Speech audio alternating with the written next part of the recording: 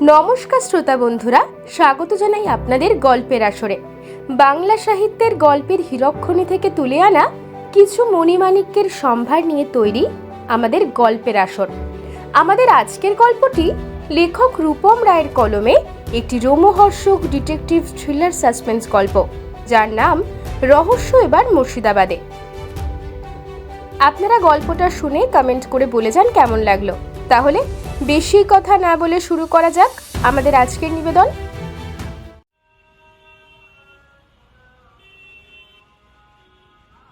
ব্যোমকেশ আর আমি যখন রামধনের পরিচিত সেই লোকটা যেই বস্তিতে থাকতো তার সামনে গিয়ে পৌঁছলাম, তখন প্রায় রাত হয়ে এসেছে।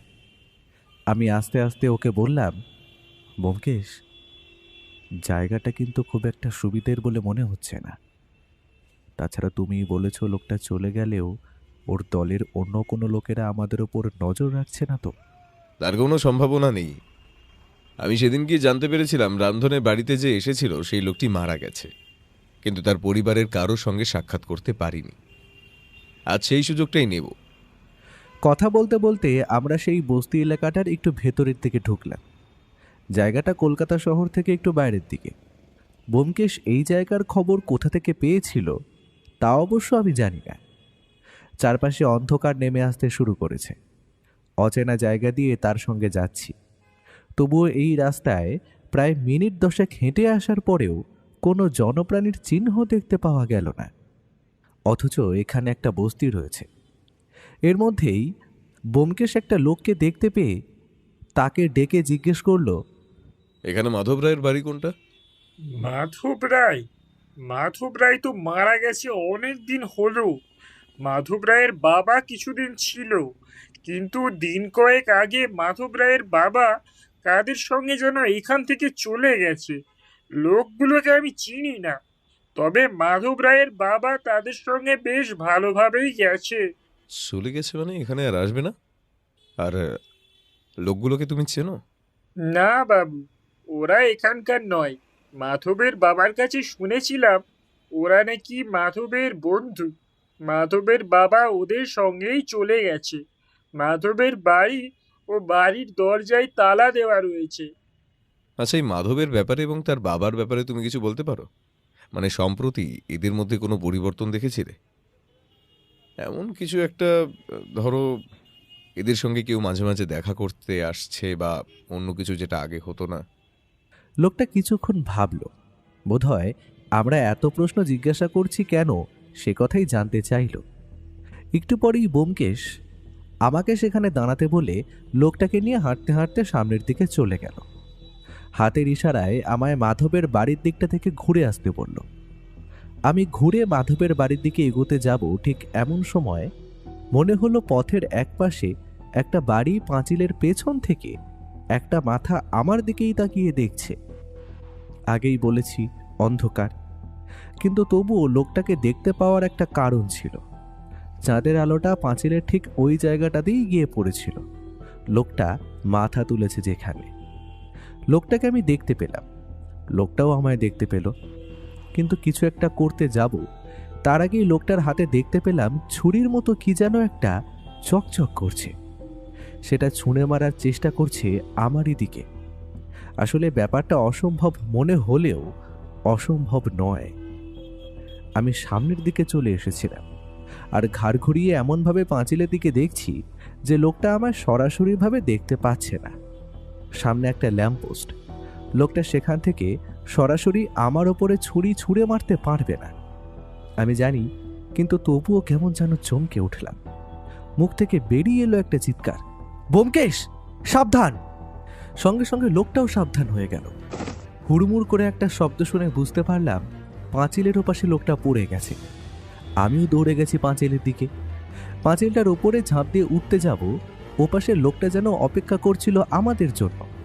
ব্যোমকেশ পাঁচিলের উপর একটা হাত রেখে ওপরের দিকে ওঠার জন্য শরীরটাকে ঝুঁকিয়ে দিয়েছে। ঠিক এমন সময় একটা ব্যাপার ঘটে গেল। লোকটা আবার উঠে এলো উপরের দিকে, আর তারপর হাতের ছুরিটা চালিয়ে দিলেও ব্যোমকেশের হাত লক্ষ্য করে। ও যদি সঠিক সময় হাতটা সরিয়ে না নিত তাহলে হয়তো ছুরির আঘাতে তার হাতের খানিকটা জায়গা কেটে যেত। কিন্তু সময় মতো সে হাতটা সরিয়ে নিয়েছিল বলে ছুরির আঘাতটা তার হাতের চামড়া স্পর্শ করে বেরিয়ে গেছে। সঙ্গে সঙ্গে পড়ে গেছিল পাঁচিলের থেকে।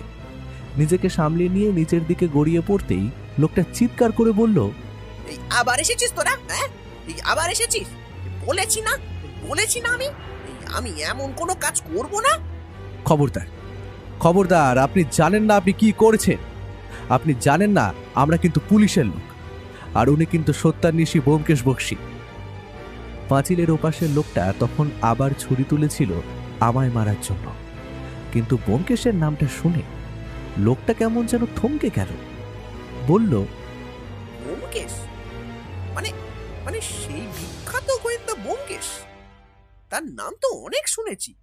ব্যোমকেশের মুখে তখন যন্ত্রণা চিহ্ন স্পষ্ট। লোকটা সঙ্গে সঙ্গে পকেট থেকে রুমালের মতো লম্বা কাপড় বার করে ব্যোমকেশের হাতটা বেঁধে দিয়ে বলল, আরে আরে, এটা কি করলে তুমি? আরে ওরা তো তোমাকেই খুঁজতে এসেছিল, আর তুমি কিনা ওদেরই। ওরা পুলিশের লোক, তুমি পুলিশের লোকের গায়ে হাত দিলে? লোকটা ততক্ষণে পাঁচিলের ওপার থেকে বেরিয়ে এসেছে। তার পরনের কাপড় শতছিন্ন, গোটা শরীর ঘামে ভেজা, মাথার চুল এলোমেলো। উনি দুহাতে জোর করে বলল, এই আমায় ক্ষমা করবেন, আসলে আমি সত্যি বুঝতে পারিনি। আসলে ওই লোকগুলো সেদিন আমায় নিয়ে গিয়ে এমন অবস্থার মধ্যে ফেললো, সেখান থেকে পালিয়ে আসতে বাধ্য হয়েছি। ওনাকে নিয়ে চলো। আমাদের মনে হয় এক্ষুনি একবার মিস্টার রায়ের কাছে যাওয়া প্রয়োজন। একমাত্র তিনি ওনাকে এখন সুরক্ষা দিতে পারবেন। আমার মনে হয় নিশ্চয়ই অপরাধীর দলের লোকেরা ওনাকে ধরে নিয়ে গিয়েছিল। চলো, মিস্টার রায়ের এখন ওখানে গিয়েই বাকি কথা হবে। আপনিও চলুন আমাদের সঙ্গে।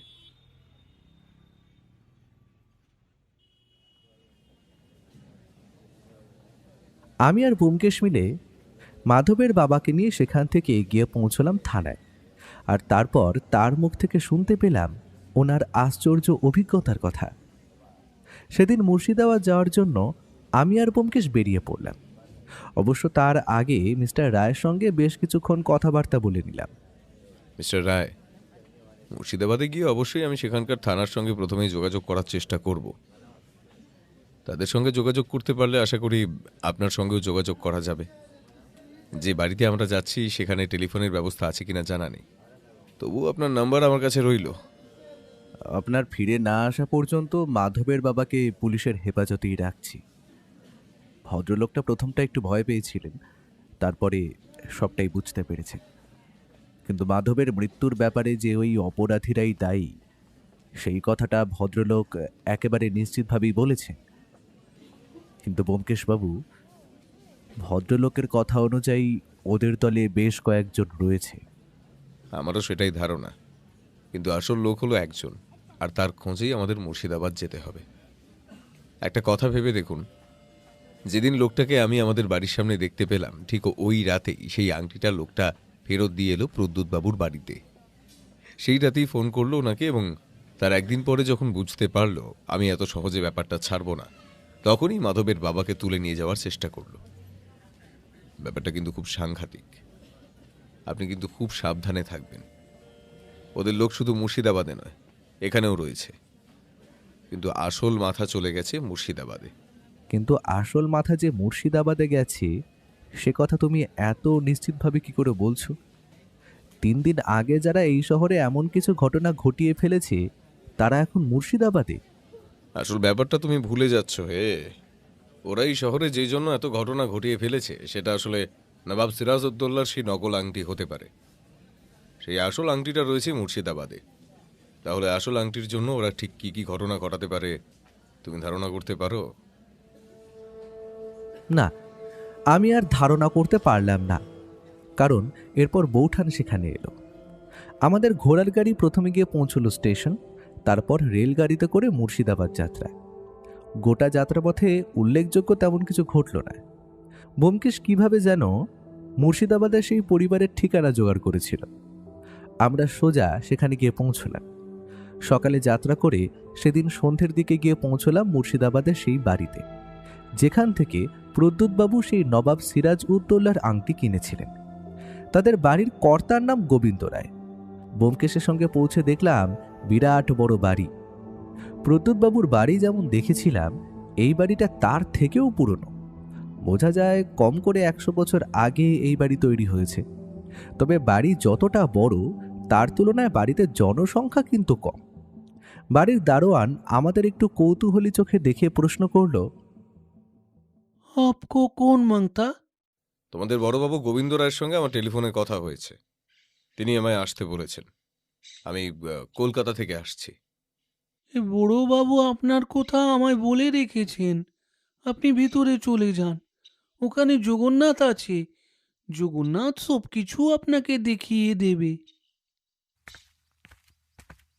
ভিতরে চলে এলাম। আমাদের সঙ্গে প্রয়োজনীয় জিনিসপত্রের পরিমাণ খুবই কম। আমরা এখানে থাকার ব্যবস্থা করে আসিনি।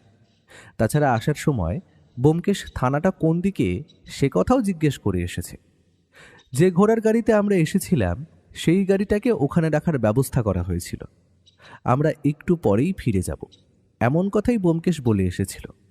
তাছাড়া আমাদের সঙ্গের ব্যাগপত্র যা ছিল সেগুলো গাড়িতেই ছিল। আমরা সোজা গিয়ে জগন্নাথের সঙ্গে দেখা করলাম। জগন্নাথ এ বাড়ির কাজের লোক গোছের কেউ একজন। আমাদের দেখে এবার উৎসাহিত হয়ে সে আমাদের নিয়ে গেল একতলার একটা ঘরে। বড় বাড়ি আগেই বলেছি, কিন্তু উপরের তলাগুলো ব্যবহার করা হয় না। এতটাই খারাপ তার অবস্থা, যদি ভেঙে পড়ে একতলার কয়েকটা ঘর এখনও ব্যবহারযোগ্য। জগন্নাথ সে কথাই বলল, আগে কয়েক বছর আগেও এই বাড়ির রমরমা ছিল বাবু, সেইটা এখন আর বোঝাই যায় না। তাছাড়া এই বাড়িতে তখন অনেক লোকজন থাকতো, বাড়িখানা থাকতো সব সময় ভরা। এখন এই বাড়ি ফাঁকা হয়ে গিয়েছে, কোনো রকমে আমরা 4-5 জনে টিকে আছি বাবু। আচ্ছা জগন্নাথ, এই বাড়ির এক বংশধরের সঙ্গে নবাব সিরাজউদ্দৌলার সভার কোনো একটা সম্পর্ক ছিল, এমন কথা কয়েকবার শুনেছি। ব্যাপারটা কি সত্যি তাই? আপনি ঠিকই শুনছেন, এ হলো রায় বংশ। নবাব সিরাজউদ্দৌলার সভাসদে এদের সবচেয়ে বড় পূর্বপুরুষ জগৎ রায় ছিলেন। জগৎ রায়ের বৈষয়িক বুদ্ধি ছিল অনেক বেশি। তাছাড়া এই জগৎ রায়ের আরও একটা আশ্চর্য গুণ ছিল, সে কথা আপনারা বড়বাবুর কাছ থেকে জানতে পারবেন। বড়বাবু? তার মানে ছোটবাবু এই বাড়িতেই আছে? আচ্ছা, বড়বাবু গোবিন্দ রায় এইখানেই থাকেন? জগন্নাথ সামান্য হেসে ফেলল। ডান কাঁধের গামছা নামিয়ে কপালের ঘাম মুছে বাঁ কাঁধে তুলতে তুলতে বলল, বড়বাবু, ছোটবাবু, ছোটমা সবাই এই বাড়িতেই থাকেন। কিন্তু ছোটবাবুকে বোধহয় এখন আর পাবেন না বাবুরা। আপনারা যান বাবুরা, ওই যে ওইটি হলো বড়বাবুর ঘর। আমি বাইরেই আসি, কিছু লাগলে আমারে ডাক দিয়েন। ঘরের অবস্থা এবং দরজার হাল দেখে কে বলবে এই পরিবারের পূর্বপুরুষ জগৎ রায় কোনো এক সময় নবাব সিরাজউদ্দৌলার সভাসদ ছিল। ঘরের দেওয়ালগুলো কেমন কালচে হয়ে গেছে, দরজার একপাশের কাঠের জলটা উঠে এসেছে, সেটাও মেরামত করা হয়নি। ঘরের ভিতরটা আধো অন্ধকার। পুরনো দিনের ঘরের দেওয়াল কড়িবর্গাগুলো তেমনি বড় আর মোটা মোটা। ঘরের ভিতরের ঝুপসি অন্ধকারের মাঝে একপাশে একটা জানলা থেকে বাইরের আলো তখনও ভিতরে এসে পড়ছে। আমরা যখন পৌঁছছি তখন বিকেল পেরিয়ে সন্ধে হব হব করছে। পশ্চিম আকাশে সূর্যটা একটু পরেই অস্ত চলে যাবে বলেই মনে হয়। ব্যোমকেশ নমস্কার করে ঘরের ভিতরে ঢুকল, আমিও ঢুকলাম। আর তারপরেই দেখতে পেলাম এ বাড়ির কর্তা গোবিন্দ রায়কে। ব্যোমকেশ বলে, প্রথমবার কোনো মানুষকে দেখলে তার ব্যাপারে কয়েকটা অতি সাধারণ জিনিস বলে দেওয়া যায়। আমি সেভাবেই বলার চেষ্টা করলাম। ভদ্রলোকের বয়স 60 বছরের বেশিই হবে। মাথার চুল, গোঁফ, দাঁড়ি সমস্ত কিছুই সাদা। এমনকি তার গায়ের রং পর্যন্ত সাদা ধপধপ করছে। ফর্সা ধুতি এবং ফর্সা পাতলা ফতুয়াতে তার ফর্সা চেহারাটা কেমন ফ্যাকাশে লাগছিল। রক্তশূন্যতা রোগ থাকলে যেমন হয়, যাকে অ্যানিমিয়া বলে, ঠিক সেই রকমেরই মনে হচ্ছিল। তবে সেই ফর্সা ফ্যাকাশে মুখের ভদ্রলোক যখন হাসলেন তখন চোখের তলায় কালি পড়ে যাওয়া এবং কোটরের ভিতরে ঢুকে যাওয়া দুটো চোখের উজ্জ্বল ঝলকানি এবং মুখের হালকা আন্দোলন বড় অদ্ভুত লাগছিল। ব্যোমকেশের দিকে প্রতিনমস্কার করে ভদ্রলোক অস্পষ্ট কিন্তু বেশ মার্জিত গলায় বললেন, আমি জানতাম ব্যোমকেশ বাবু আপনি আসবেন, কিন্তু সমস্যাটা হলো যে আবার ছেলের সঙ্গে দেখা করতে গেলে এই আপনাকে যে একটু অপেক্ষা করতে হবে। ছেলে আর বৌমা একটু বাইরে গিয়েছে, এই পাশের গ্রামে ছেলের খুব ভালো এক বন্ধু থাকে, ওরা সেই বন্ধুর বাড়িতে গিয়েছে, সেখানে কি সমস্ত কাজ রয়েছে। দেখুন গোবিন্দবাবু, আমার প্রয়োজনটা আপনার সঙ্গে, আপনার ছেলের সঙ্গে নয়। তাছাড়া যা কথা বলার আপনার সঙ্গে বলবো। আশা করি এই সময়ে আপনার সঙ্গে কথা বলতে কোনো অসুবিধা হবে না। আমরা একটু পরেই বেরিয়ে পড়বো, আপনার সঙ্গে কিছুক্ষণ কথা বলি। গাড়ি বাইরে দাঁড় করানো আছে। এক সময় এই বাড়ির একতলার কয়েকটা ঘর অতিথিদের জন্য সব সময় খোলা থাকতো। ব্যোমকেশ বাবু, এখন যে আপনাকে এখানে থাকতে বলবো, দেখতেই তো পারছেন ঘরের অবস্থা ভালো নয়।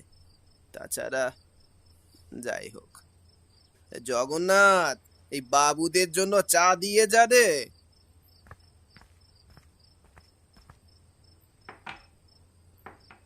জগন্নাথ চা দিয়ে চলে গেল। চায়ে চুমুক দেওয়ার আগে ব্যোমকেশ বলল, গোবিন্দবাবু, আসল কথাই বলি তাহলে। আজ থেকে প্রায় মাস 6 বা তার একটু আগে এক ব্যবসায়ী তার পরিবার নিয়ে এই বাড়িতে আসেন। এই বাড়িতে থাকার কথাই তিনি বলেছিলেন, কিন্তু আমার এখন মনে হয় তিনি এখানেই অন্য কোথাও এসে উঠেছিলেন। এই বাড়ির যা অবস্থা, এখানে পরিবার নিয়ে তার থাকার কথা নয়। সেই প্রদ্যুৎবাবু এবং তার পরিবারের কাছে আপনি একটি আংটি বিক্রি করেছিলেন, নীল পাথরের সোনার আংটি। সেই আংটি নাকি নবাব সিরাজউদ্দৌলা নিজের হাতে পরে থাকতেন। প্রদ্যুৎ বাবু, হ্যাঁ হ্যাঁ হ্যাঁ, মনে পড়েছে মনে পড়েছে। প্রদ্যুৎ বাবু এইখানে এসে ওঠেননি, পাশের গ্রামে ওই যে বললাম এই আমার ছেলে বৌমা গিয়েছে তার এক বন্ধুর বাড়িতে, সেখানে এখনো বাসস্থানের উপযোগী বাড়িঘর আছে। তারা বাড়িঘর নতুন করে মেরামত করিয়েছে, কিন্তু আমাদের সেই সাধ্য কোথায়? এখানে কেউ এলে বেশি দিন থাকলে সেখানেই পাঠিয়ে দেওয়া হয়। তাছাড়া 2 দিন আগে যে ব্যাপার ঘটে গেল, তারপর তো। আমি আর ব্যোমকেশ একে অপরের মুখ চাওয়াচাওয়ি করলাম। এরপরও বলল, আচ্ছা, 2 দিন আগে কি ঘটে গেছে? 2 দিন আগে রাতের বেলায় বাড়িতে চোর এসেছিল, এই আমার ঘরেই ঢুকেছিল, আমার গলায় ছুরি ধরে আমার দেরাজের চাবি চাইলো, আমি দিলাম, কিন্তু টাকা পয়সা যা যত সামান্য রয়েছে সেসব, এমনকি বৌমার গয়না গাটিও ছুঁয়েও দেখলো না। কি যে খুঁজছিল আমি কিছুই ভালো বুঝতে পারলাম না। এই আংটির কথা বলছিল, নবাব সিরাজউদ্দৌলা সেই আংটির কথা, কিন্তু ওই আংটি তো আমি প্রদ্যুৎ বাবুর কাছে বিক্রি করে দিয়েছিলাম। আংটি কিন্তু তার আগের দিন রাতের বেলা ওরা ফেরত দিয়ে এসেছিল। মুখ ফসকে কথাটা বলেই বুঝতে পারলাম বড় ভুল করে ফেলেছি। গোবিন্দবাবু একবার আমার দিকে তাকালেন। ব্যোমকেশের মুখটা থমথমে হয়ে গেল। গোবিন্দবাবু আমাদের মুখের উপর একবার চোখ বুলিয়ে নিয়ে বললেন, কিন্তু আপনি যে বললেন ব্যোমকেশ বাবু, ওই নবাব সিরাজউদ্দৌলার আমলের বেশ কিছু জিনিসপত্র যেগুলো এখনো আমাদের কাছে আছে, সেগুলো দেখতে চান আপনি? দেখুন গোবিন্দবাবু, আপনাকে আমার কিছু মিথ্যা কথা বলতে হয়েছে, তবে আশা করি নবাব সিরাজউদ্দৌলার আমলের সেই জিনিসপত্রগুলো দেখার পরে কিছু পছন্দ হলে আশা করি আমি সেটা কিনতে চাইলে আপনি রাজি হবেন। তবে তার আগে ওই আংটির ব্যাপারে আমায় জানতে হবে। দেখুন, ওই আংটির ব্যাপারে আপনাকে কোনো কিছু বলতেই আমি বাধ্য নই। তাছাড়া প্রদ্যুৎ বাবুকে বিক্রি করার পর সেই আংটির ব্যাপারে আমার আর কিছু জানার কথা নয়। আপনারা এখন আসতে পারেন, অনেক রাত হয়েছে। নমস্কার। ও উঠে দাঁড়ালো। আমি উঠে পড়লাম। দরজার দিকে এগোতে এগোতে ব্যোমকেশ বলল, আংটিটা কি আপনি নকল তৈরি করিয়েছিলেন, নাকি যে আংটিটা আপনার কাছে ছিল সেটা নকল? আর সেই আংটি যদি আপনি প্রদ্যুৎবাবুকে দিয়ে থাকেন, পরবর্তীতে এটা প্রমাণিত হলে পুলিশের ঝামেলা হবে। তখন কিন্তু আপনি, আপনার ছেলে এবং এই সব কিছুর সঙ্গে যারা জড়িয়ে আছে সবাই কিন্তু একসঙ্গে বিপদে পড়বেন। তখন আবার আমায় আসতে হবে, আবার আপনার সঙ্গে কথা বলতে হবে। এখন যখন আপনি কিছু বলবেনই না অগত্যা। আমরা দরজার দিকে এগিয়ে যাচ্ছিলাম। জগন্নাথ ঘরের বাইরেই দাঁড়িয়েছিল। পিছন থেকে গোবিন্দ রায় ডেকে উঠল, ব্যোমকেশ বাবু, একবার ভিতরে আসুন তো। ব্যোমকেশের মুখে একটা হাসি দেখা দিয়েই মিলিয়ে গেল। হাতের ইশারায় আমাকে শান্ত হয়ে বসতে বলে। আমরা আবার চুপ করে এসে বসলাম গোবিন্দ রায়ের সামনে। নবাব সিরাজউদ্দৌলার মৃত্যুর পর সবকিছু বদলে যায়। এই আমার পূর্বপুরুষ জগৎ রায় ছিল তখন নবাবের পক্ষে।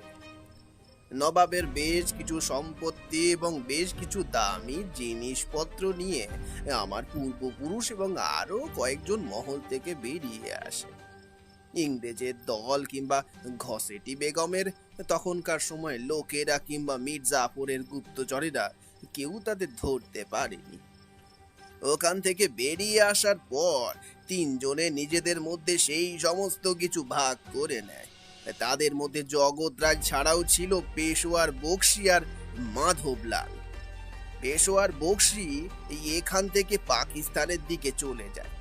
তারপরে সেখানেই তার পরিচিত অনেক লোকজন ছিল, তার খবর তারপরে আর কখনোই জানা যায়নি। কিন্তু এই মাধবলাল আর জগৎ রায় থেকে যায় এখানে। তারা বুদ্ধিমান ছিল, অল্প কয়েকদিনের মধ্যেই বুঝতে পারে যে ইংরেজদের সঙ্গে হাত না করলে তারা প্রাণে বাঁচতে পারবে না।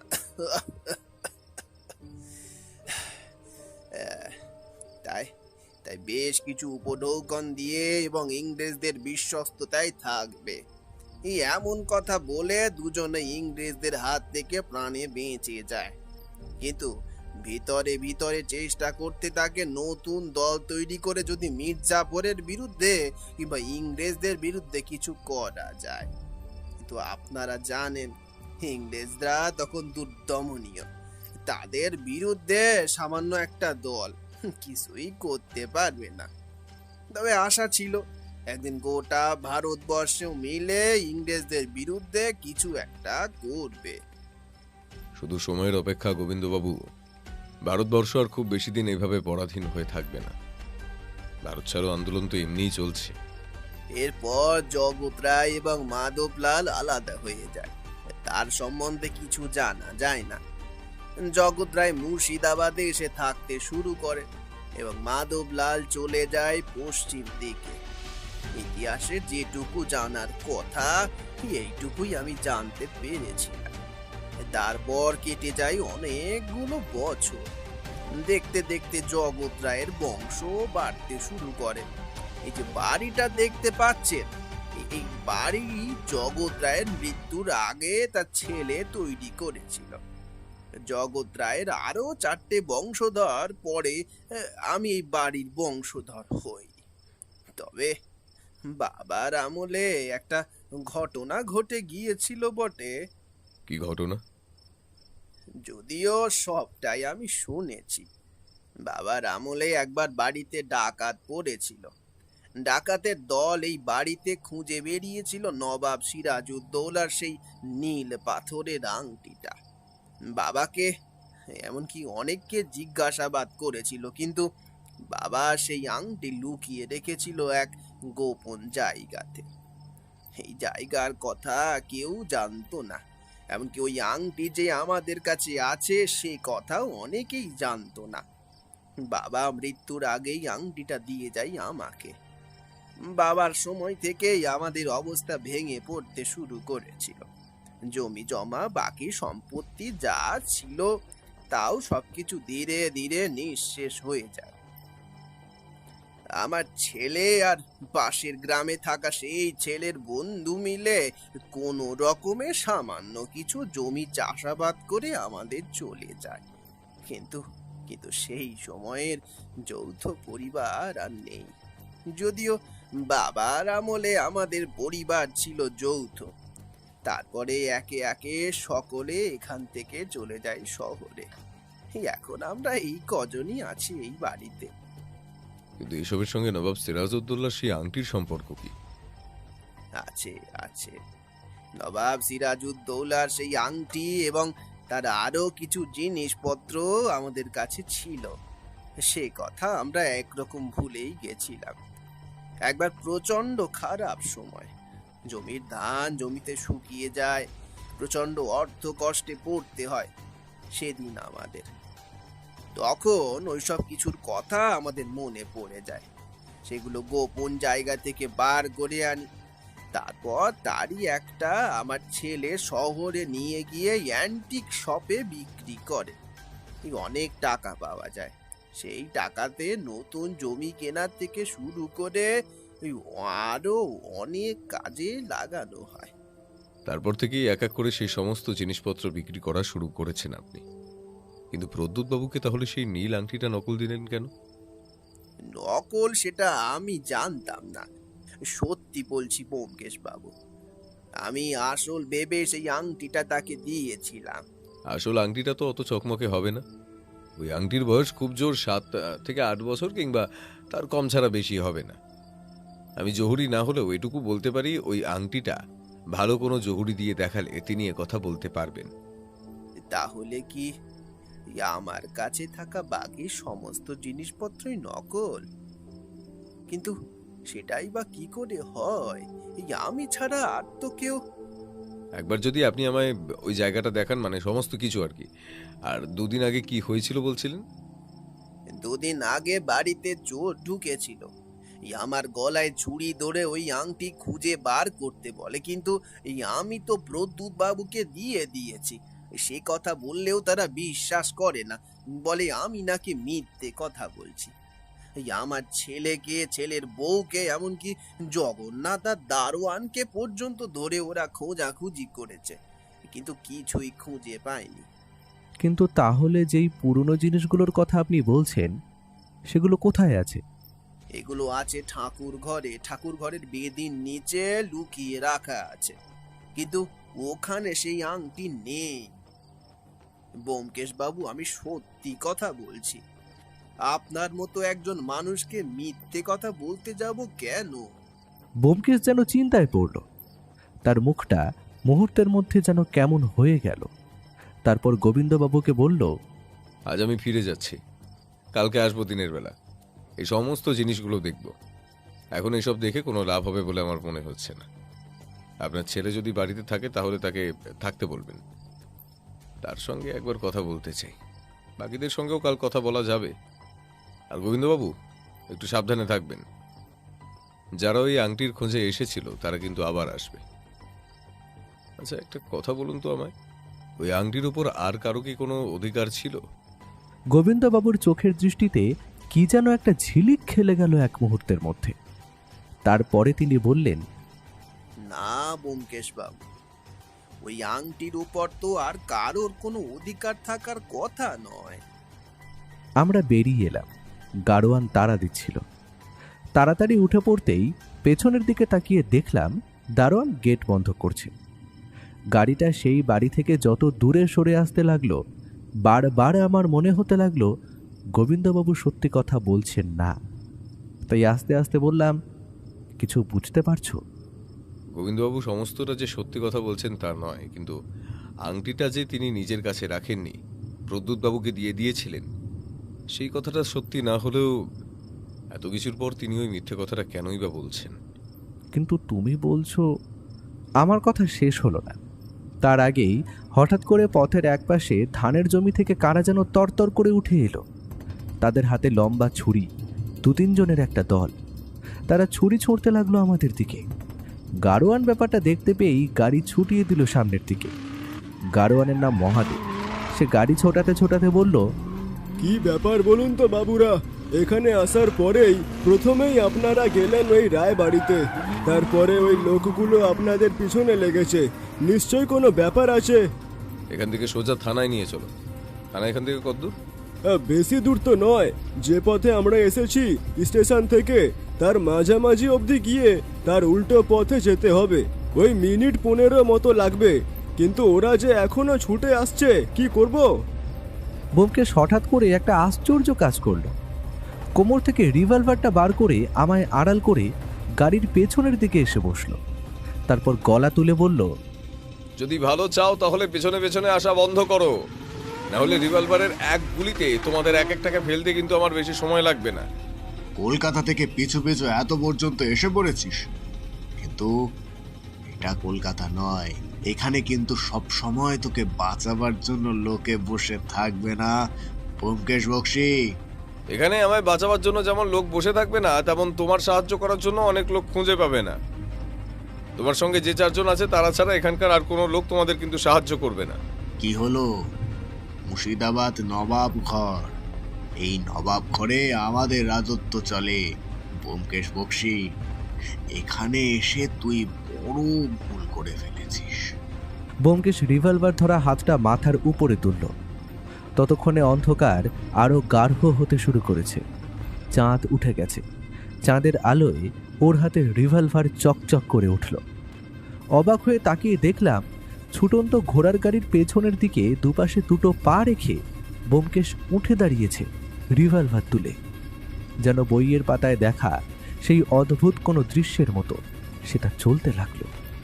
ততক্ষণে পিছনে ছুরি হাতে ছুটতে থাকা লোকগুলো থমকে গেছে। চাঁদের আলোয় সংখ্যাগুলো দেখলাম 5 জন। একসাথে 5 জন হেসে উঠল, আর ব্যোমকেশ রিভলভারটা মাথার ওপর তুলে শূন্য একটা গুলি ছুটতেই 4-5টা কেমন যেন গম গম শব্দে ভরে উঠল এক মুহূর্তের মধ্যে।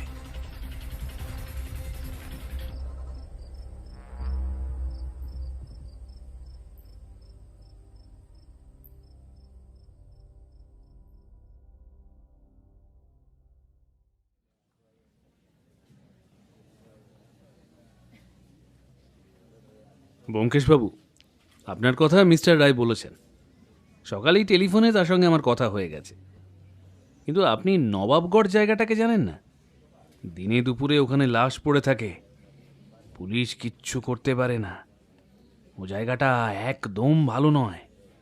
যে কাজে আমি এসেছি তার জন্য নবাবগড়ে আমাকে যেতেই হবে। কাল দুপুরের দিকে একবার আমাকে ওখানে যাওয়ার ব্যবস্থা করে দিতে হবে। তাছাড়া মিস্টার রায় আমাকে সবটাই বলেছে, আপনাকেও সব বলেছে। এখানকার সমস্ত কিছু ব্যবস্থা করার দায়িত্ব কিন্তু থাকবে আপনার। পুলিশ অফিসার নিজের চেয়ার ছেড়ে উঠে পড়লেন। তারপর ব্যোমকেশের সামনে এসে টেবিলের ওপর নিজের লাঠিটা দিয়ে ঘষতে ঘষতে বললেন, আপনি বুঝতে পারছেন না ব্যোমকেশবাবু, এটা কলকাতা শহর নয় যে সবসময় বিজলি বাতির আলোয় আপনি সব কিছু দেখতে পাবেন। এটা হলো নবাবগড়। এখানে আঁধার নামলেই সব কিছু বদলে যায়। আপনাকে যারা তাড়া করেছিল তারা কোনো সাধারণ ভালো মানুষ নয়। ধরতে পারলে আপনাদের 3 জনের মধ্যে কিন্তু 1 জনকেও খুঁজে পাওয়া যেত না। ও নিয়ে আপনাকে ভাবতে হবে না ইন্সপেক্টর। ব্যোমকেশের কাছে সবসময় রিভলভার থাকে। ওরা যদি আসতো তাহলে উল্টে ওদের মধ্যে অন্তত 2টো লাশ পড়ে থাকতো। তখন কিন্তু আপনাকে গিয়ে ওই লাশগুলো তুলে আনতে হতো। পুলিশ অফিসারের মুখে একটা বিরক্তির ভাব ফুটে উঠল। তিনি আবার সামনের চেয়ারে বসে বললেন, আপনি কি কি জানতে চাইছেন আমায় বলুন, সেই মতো আপনাকে সব কথা আমি জানাচ্ছি। কয়েকটা কথা আমার জানা প্রয়োজন। এই রায়বংশের ইতিহাসের ব্যাপারে যতটা আমরা জানি কিংবা যতটা সবাই জানে, তার বাইরে পুলিশের রেকর্ডে অন্য কিছু আছে কিনা, আর এই নবাবগড়ের ভয়ের বলতে আর কে কে আছে? যারা আমায় তাড়া করেছিল তাদের ব্যাপারে নিশ্চয়ই আপনি না কিছু জানেন আর কি। এই দুটো খবর আপাতত আমায় খুঁজে দিলেই হবে, বাকিটুকু আমি ঠিক নিজেই ব্যবস্থা করে নেব। নবাবগড়ের একটাই নাম, রামলাল ও তার ভাই শ্যামলাল। দুজন হলো নবাবগড়ের ভয়। তবে একটা কেসে হাতে নাতে ওদের ধরতে পেরে বছর খানেকের জন্য ওদের জেলে ভরতে পেরেছিলাম। তখন এখানকার আবহাওয়া ঠান্ডা ছিল, কিন্তু তারপরেই কিভাবে যেন ওরা 6 মাস পরেই সাজা মকুব করিয়ে বাইরে বেরিয়ে আসে। আপনি যখন এখানে এসেছেন শুনেছি তার মাস 2 আগেই ওরা ছাড়া পেয়েছে। এখন যে এই গুন্ডার দল নবাবগড়েই থাকবে, আবার আগের মতো ঝামেলা পাকাবে, সেটা বেশ ভালো মতোই বুঝতে পারছি। এমন কোনো অপরাধ নেই যেটা ওরা করেনি, কিন্তু ধরা যায় না। ওদের বিরুদ্ধে কেউ সাক্ষীও দিতে চায় না। আমায় যে ওরাই তাড়া করেছিল সে ব্যাপারে আপনি এতটা নিশ্চিন্ত হলেন কি করে? নবাবগড়ে ওই কাজ রামলাল আর শ্যামলাল ছাড়া আর কেউ করতে পারে না। ব্যোমকেশবাবু, আপনি নিশ্চিন্ত হয়ে থাকুন। তবে ওই রায় বংশের ব্যাপারে তেমন বেশি কিছু আর জানি না। আপনি ওই গোবিন্দ রায়ের ছেলে নারায়ণ রায় আর পাশের শিবগড়ে থাকা নারায়ণ রায়ের বন্ধু মুকুল বিশ্বাসের সঙ্গে একবার কথা বলতে পারেন, ওরা অনেক কিছু বলতে পারবে। আচ্ছা ব্যোমকেশবাবু, আপনি এখানে ঠিক কী কারণে এসেছেন বলুন তো? একটা আংটি, নবাব সিরাজউদ্দৌলার আমলের, তার ব্যবহৃত নীল পাথর বসানো একটি আংটির খোঁজ। কথাটা শুনে ইন্সপেক্টরের চোখ যেন ছানা বড়া হয়ে গেল। কিছু একটা বলতে গিয়েও তিনি থেমে গেলেন। তখনই একজন কনস্টেবলকে ডেকে সেরাদের মতো আমাদের থাকার ব্যবস্থা করে দিলেন।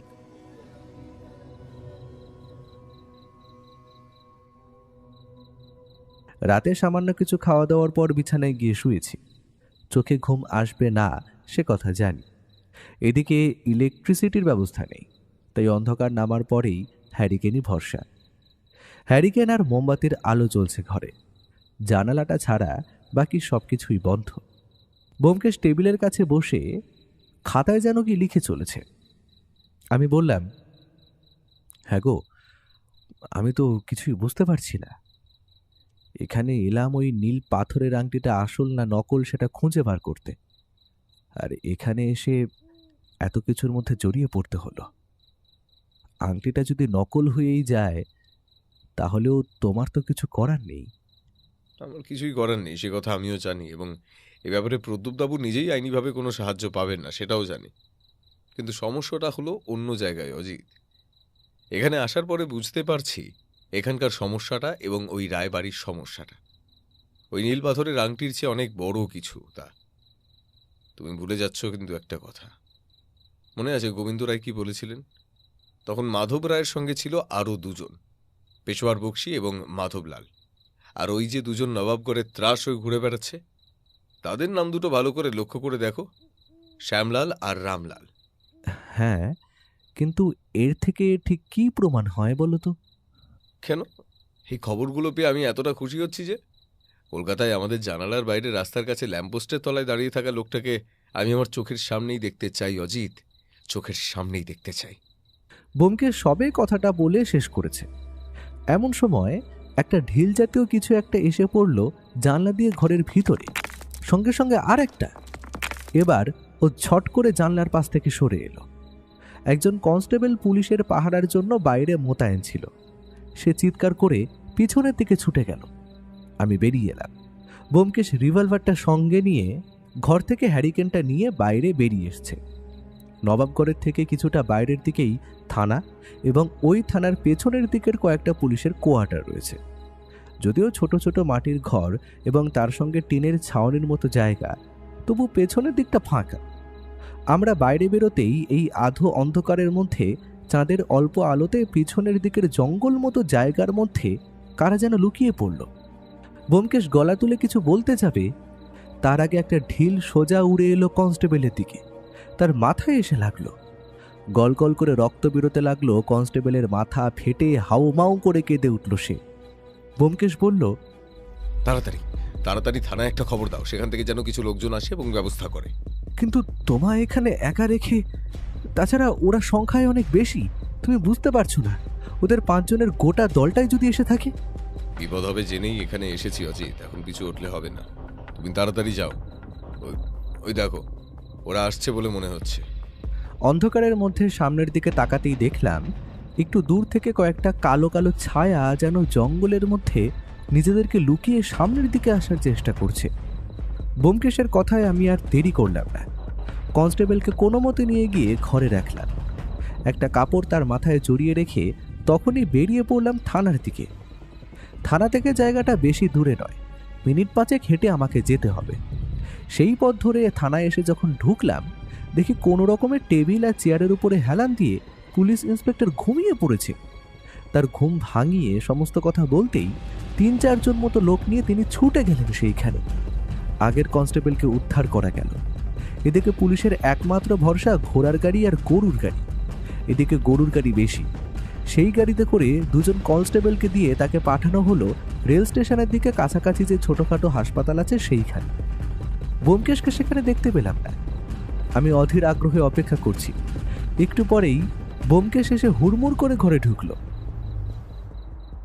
আপনাকে আমি আগেই বলেছিলাম ব্যোমকেশবাবু, ওই রামলাল আর শ্যামলালের সঙ্গে শুধু শুধু লাগতে যাওয়াটা ভালো ব্যাপার না।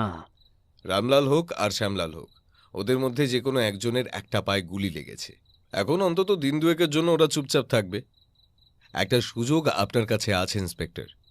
কাছাকাছি হাসপাতাল কিংবা ছোটখাটো দাতব্য চিকিৎসালয় যেখানে গেলে গুলিটা বের করা যাবে, ওরা সেখানেই যাবে নিশ্চয়ই। কিন্তু ওরা নিজেরাই যদি তুলে নেয়? নিজেরা যদি তুলে নেয় তাহলে তো আর কিছুই করার নেই, কিন্তু অন্তত 2 দিনের জন্য যে ওদের কাজকর্মগুলো বন্ধ হয়ে যাবে সেটা আমাদের জন্য একটা বড় সুযোগ অজিত। কালকের দিনটা আমাদের খুব ভালোভাবে কাজে লাগাতে হবে। ওই পাথরের আংটির ব্যাপারে যতটা তথ্য জোগাড় করা সম্ভব ততটাই কিন্তু আমাদের জোগাড় করতে হবে, এবং সেটা কালকের মধ্যেই। পুলিশ অফিসারের সঙ্গে আরও অনেকক্ষণ কথাবার্তা বললেন। ব্যোমকেশের হাতটা ছড়ে গিয়েছিল বোধহয়, কোনোভাবে মাটিতে কিংবা জমিতে পড়ে এই অবস্থা হয়েছে। ক্ষত পরিষ্কার করে ওষুধ লাগিয়ে দিয়ে কাপড় জড়িয়ে রাখা হলো।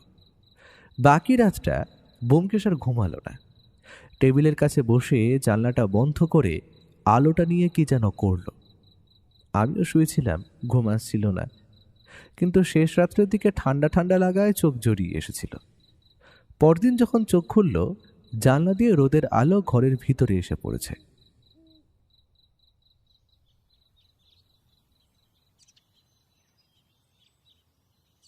আজকের প্ল্যানটা মোটামুটি ঠিক করা হয়ে গেছে।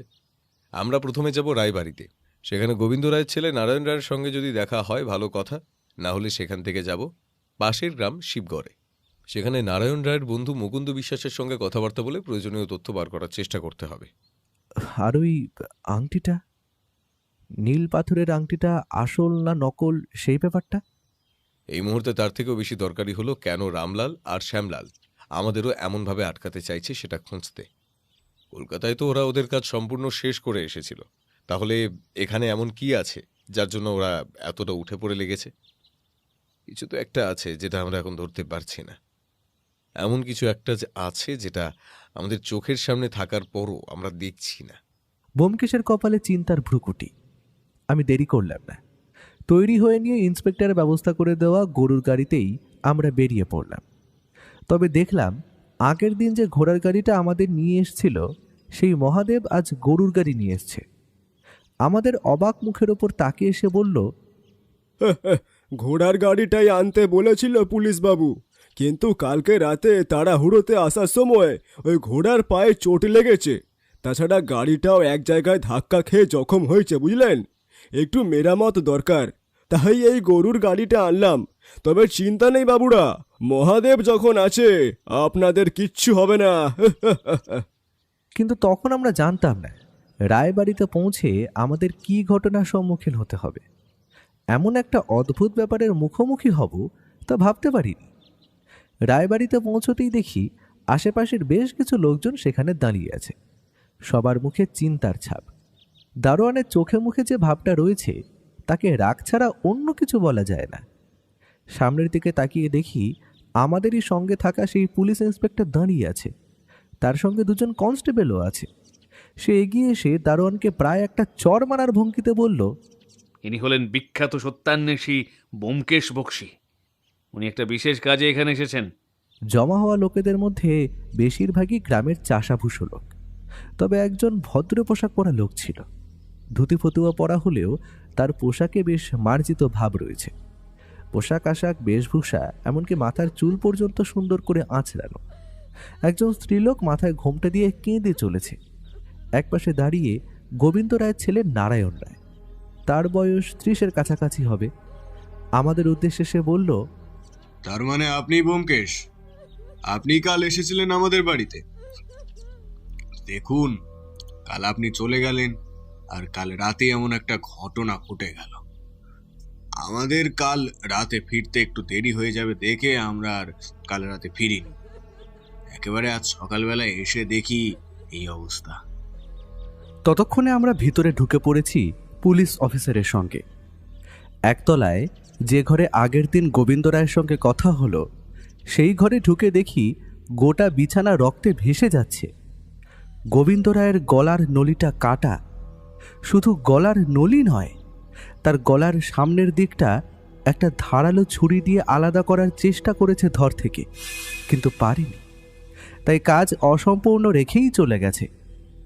বারান্দার কাছে গামছায় মুখ গুঁজে হাউ হাউ করে কেঁদে চলেছিল জগন্নাথ। আমাদের দেখতে পেয়ে বলল,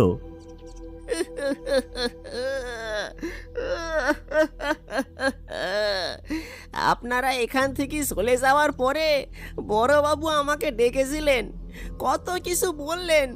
আপনি আজ সকালে আইবেন, আপনার সঙ্গে কথা বলবেন বলে ঠিক করলেন। বড়বাবু বারবার বলছিলেন বড় ভুল হয়েছে, বড় ভুল হয়েছে। এই ভুলের কোনো প্রায়শ্চিত্তি হয় না। ভুল? কোন ভুলের কথা বলছিলেন গোবিন্দবাবু? আমি কি আর অত জানি বাবু? আপনি চলে যাওয়ার পরেই বড়বাবু আমারে ডেকে পাঠাইলেন। আমি ঘরে ঢুকতেই দরজা বন্ধ করতে বললেন, জগন্নাথ, লোভে পড়ে অনেক খারাপ কাজ করেছি, অনেক দিন ধরেই করেছি, কিন্তু কেউ কিছু বুঝতে পারেনি। ব্যোমকেশ বাবু নিশ্চয় ধরতে পেরেছেন, বাকিটাও তিনি ধরতে পারবেন। কিন্তু কিন্তু বড় ভুল হয়ে গেছে। এই বয়সে এসে এখন যদি সব সত্যি প্রকাশ্যে আসে, তাহলে মান সম্মান আর থাকবে না। কিন্তু বাবা আমায় তো এমন কথা বলেননি। জানি না, তবে আমায় বলেছিল ব্যোমকেশ বাবু আজ সকালে এলে ব্যোমকেশ বাবুর সঙ্গে কথা বলবে। শ্যাকরা মনমোহনবাবু, এই সমস্ত ব্যাপার হলো কি করে? জগন্নাথ আর কিছু বলতে পারল না, সে কান্নায় ভেঙে পড়ল। ব্যোমকেশ ইশারায় পুলিশ অফিসারকে বুঝিয়ে দিল জগন্নাথকে পরে জেরা করে তার কাছ থেকে কথা বার করা যাবে, কারণ বাড়িতে সে সময় দারোয়ান আর জগন্নাথ ছাড়া অন্য কেউ ছিল না। মৃতদেহ পোস্টমর্টেমের জন্য নিয়ে যাওয়া হলো। গোবিন্দবাবুর ঘরে থাকা সমস্ত লোকজনকে বের করে দিয়ে সেই ঘরের বাইরে দুজন কনস্টেবল মোতায়েন করা হলো। এরপর ব্যোমকেশ আর আমি, নারায়ণ রায় এবং তার স্ত্রী দয়াময়ী দেবী সকলেই একটা ঘরে বসলাম। পুলিশ অফিসারও আমাদের সঙ্গে রয়েছে। প্রথমে পুলিশ অফিসার নিজেই প্রশ্ন করল, কাল রাতে আপনারা বাড়ি ফেরেননি, এর যথাযথ কারণ কি ছিল? দেখুন ইন্সপেক্টর, আমাদের বাড়িতে কয়েকদিন আগেও একবার আততায়ীরা হামলা করেছিল। সেদিন রাতেও কিন্তু আততায়ীর দল বাড়িতে ঢুকে আংটিটার খোঁজ করেছিল। সেই দিনই ওরা হয়তো আমাদের মধ্যে কাউকে মেরে ফেলতো, কিন্তু কোনো কারণে মারতে পারেননি। তাদের মধ্যে একজন চুপি চুপি কিছু একটা বলেছিল যে বাবার গলায় ছুরি ধরেছিল তাকে।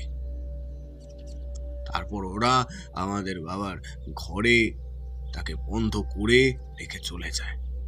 পরে অনেক কষ্টে আমরা দরজা ভেঙে তার ভেতর ঢুকি, তাই বাবার ঘরের দরজাটা ছিটকানি অমন হয়ে গেছে। ছিটকিনিটা আমি আগেই দেখেছি। আপনাদের তো কাল রাতে ফিরে আসার কথা ছিল, তাহলে কাল রাতে আপনারা ফিরলেন না কেন? আমার বন্ধুর বাড়িতে পুজো ছিল, রাতেই ফিরে আসার কথা থাকলেও নানাভাবে অনেকটা দেরি হয়ে গিয়েছিল, তাই কাল রাতে ওরা আসতে দিল না, বলল সকাল সকাল বেরিয়ে পড়তে। আজ একদম সকাল সকাল বেরিয়েছিলাম। তাছাড়া বাড়িতে বাবা আছে, দারোয়ান আছে, এমনকি জগন্নাথ কাকাও রয়েছে, তাই আমি খুব বেশি কিছু ভাবিনি। আমাদের বাড়িতে 2-3 দিন আগেই একবার ডাকাত পড়েছিল, তারপর যে এমন কিছু হবে সেটা তো আমি ভাবতে পারিনি। আপনার কি মনে হয় ওই আংটির জন্যই কেউ আবার এই বাড়িতে এসেছিল?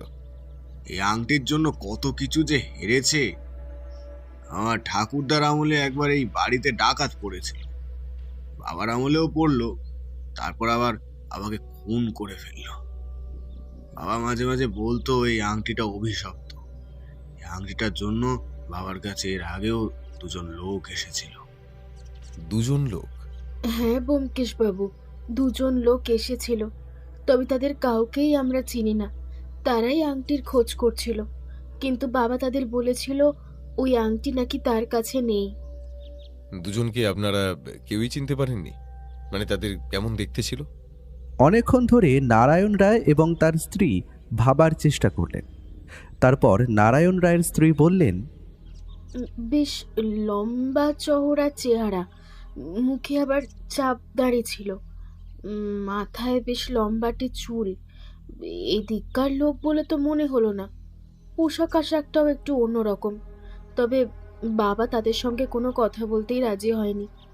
যাওয়ার সময় তারা শাসিয়ে গিয়েছিল, বলেছিল ওই আংটিটা তাদের না দিয়ে ভালো করলো না বাবা। আমার তো মনে হয় ওরাই কিছু করেছে। এমনকি কয়েকদিন আগেও যে আমাদের বাড়িতে ডাকাতির চেষ্টা হয়েছিল, আমার তো মনে হয় তার পিছনেও ওই 2টো লোকই জড়িত। ইন্সপেক্টর দেখুন না, আমার মনে হয় এই গোবিন্দ রায়ের মৃত্যুর পিছনে যাদের হাত আছে তাদের সঙ্গে ওই শ্যামলাল আর রামলালের কোনো না কোনো সম্পর্ক আছে। এখানে আসার পরেই ওরা আমাদের পেছনে পড়েছে। তাছাড়া এখানে আসার আগে ওরাই যে সেদিন রাতেই বাড়িতে আসেনি সে কথা কি বলতে পারে? আচ্ছা, সেদিন রাতে আপনি কারোর মুখ দেখতে পারেননি? না, ওদের মুখ কাপড় বাঁধা ছিল, তাই ভালো করে বোঝা যায়নি। ওরা নিজেদের মধ্যে যে কথা বলছিল খুবই কম, আর বললেও সেটা একদম চাপা স্বরে, যাতে আমরা শুনতে না পাই। তার মানে ওদের গলার স্বর কোনো না কোনোভাবে এই বাড়ির কেউ শুনলে ওদের চিনে যেত, আর সেই কারণেই এত সাবধানতা। কিন্তু ব্যোমকেশ, তাহলে ওরা গোবিন্দ রায়কে আজকে হঠাৎ মারতে গেল কেন?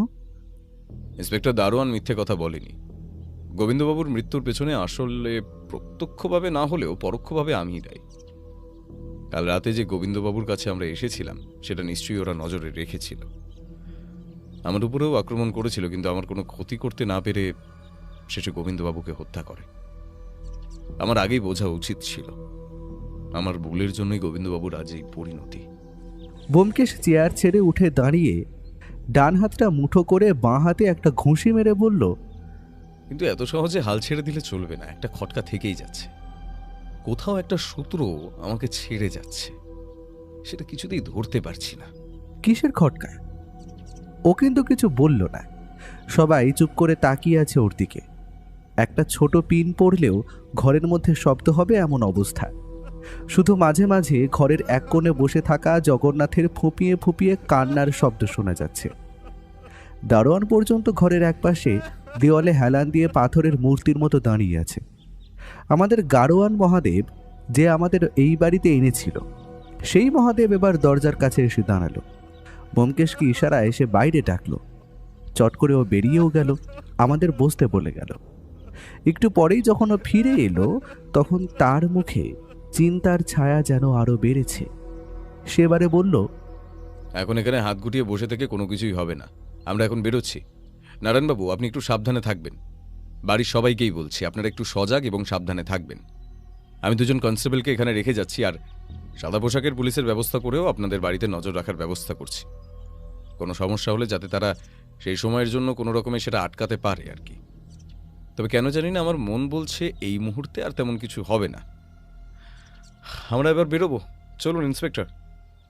দুজন কনস্টেবল এবং সাদা পোশাকের পুলিশের ব্যবস্থা করে দিয়ে আমরা তখনকার মতন সেখান থেকে বেরিয়ে পড়লাম। পথে যেতে যেতে ব্যোমকেশ আর পুলিশ ইন্সপেক্টর অনেকক্ষণ ধরে নিজেদের মধ্যে কি যেন কথা বললেন। আমি তার কিছুই প্রায় শুনতে পারলাম না। যখন আমরা থানার কাছে আমাদের সেই ঘরে ফিরে এলাম, তখন প্রায় দুপুর হতে চলেছে। ব্যোমকেশ বলল, ভায়া, কোনো রকমে দুটো খেয়ে নাও। আমাদের এক্ষুনি বেরোতে হবে শিবগড়ের দিকে। গোবিন্দবাবুর সেই স্বর্ণকারের কাছে আমাদের একবার যেতে হবে। কি যেন নাম বলেছিলে তার?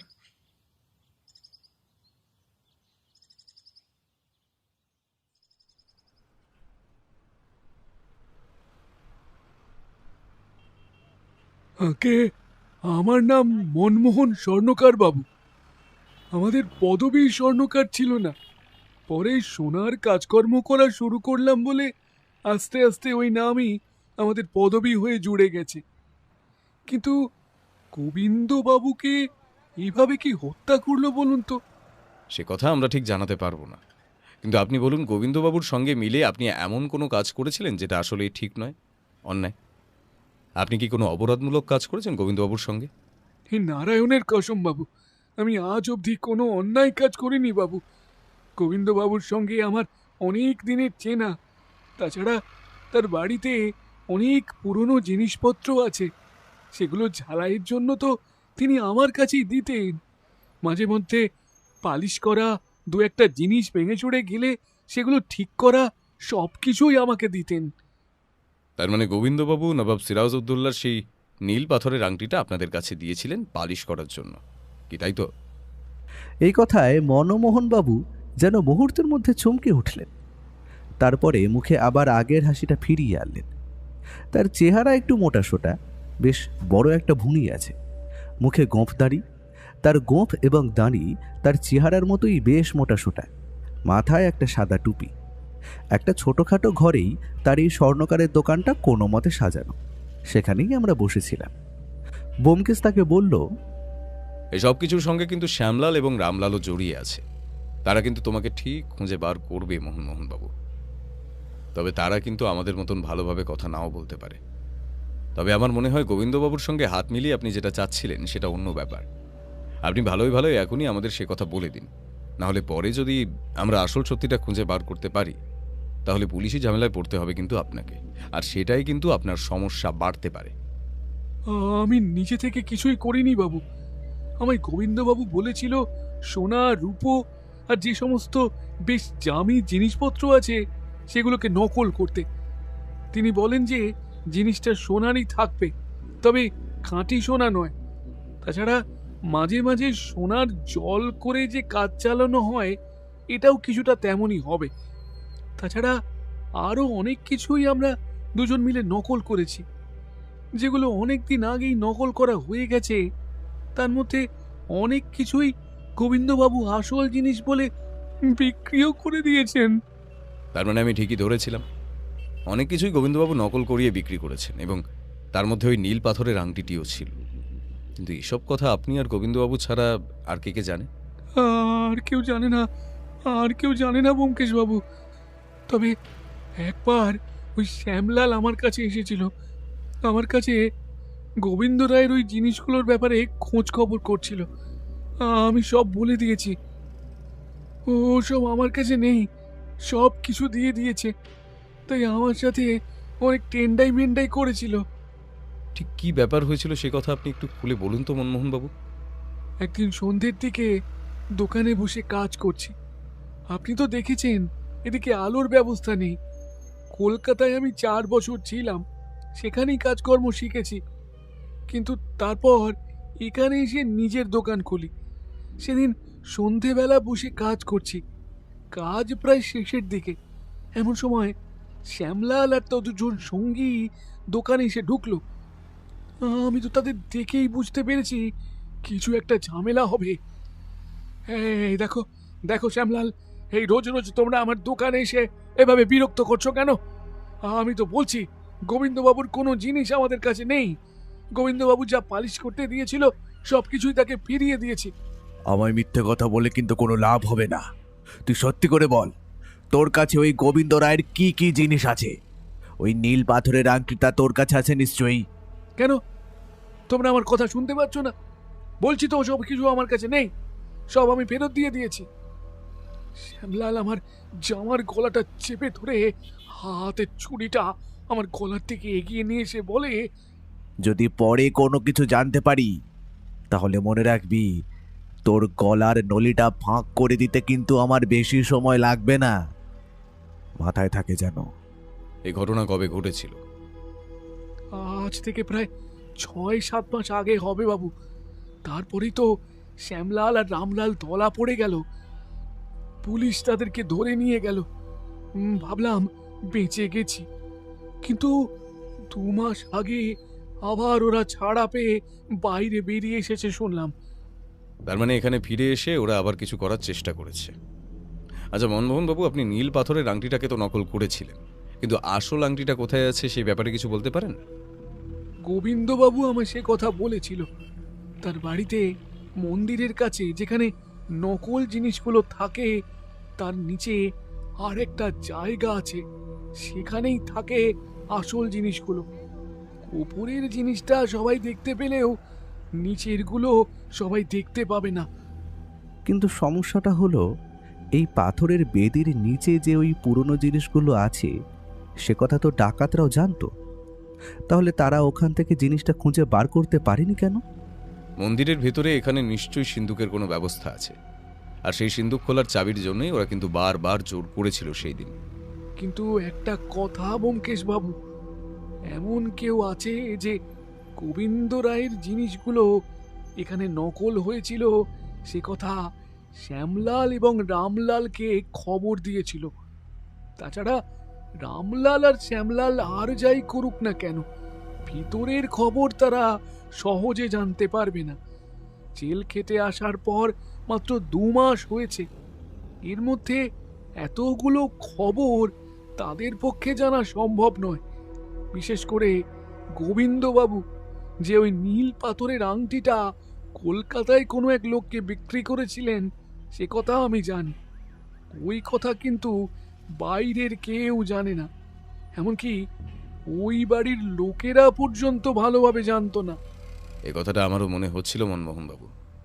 এমন কেউ আছে যে গোবিন্দ রায় এবং শ্যামলাল রামলাল এদের সবার সঙ্গে যুক্ত রয়েছে, কিন্তু এমন কে আছে? তাছাড়া আরও একটা কথা ভাবাচ্ছে আমাকে।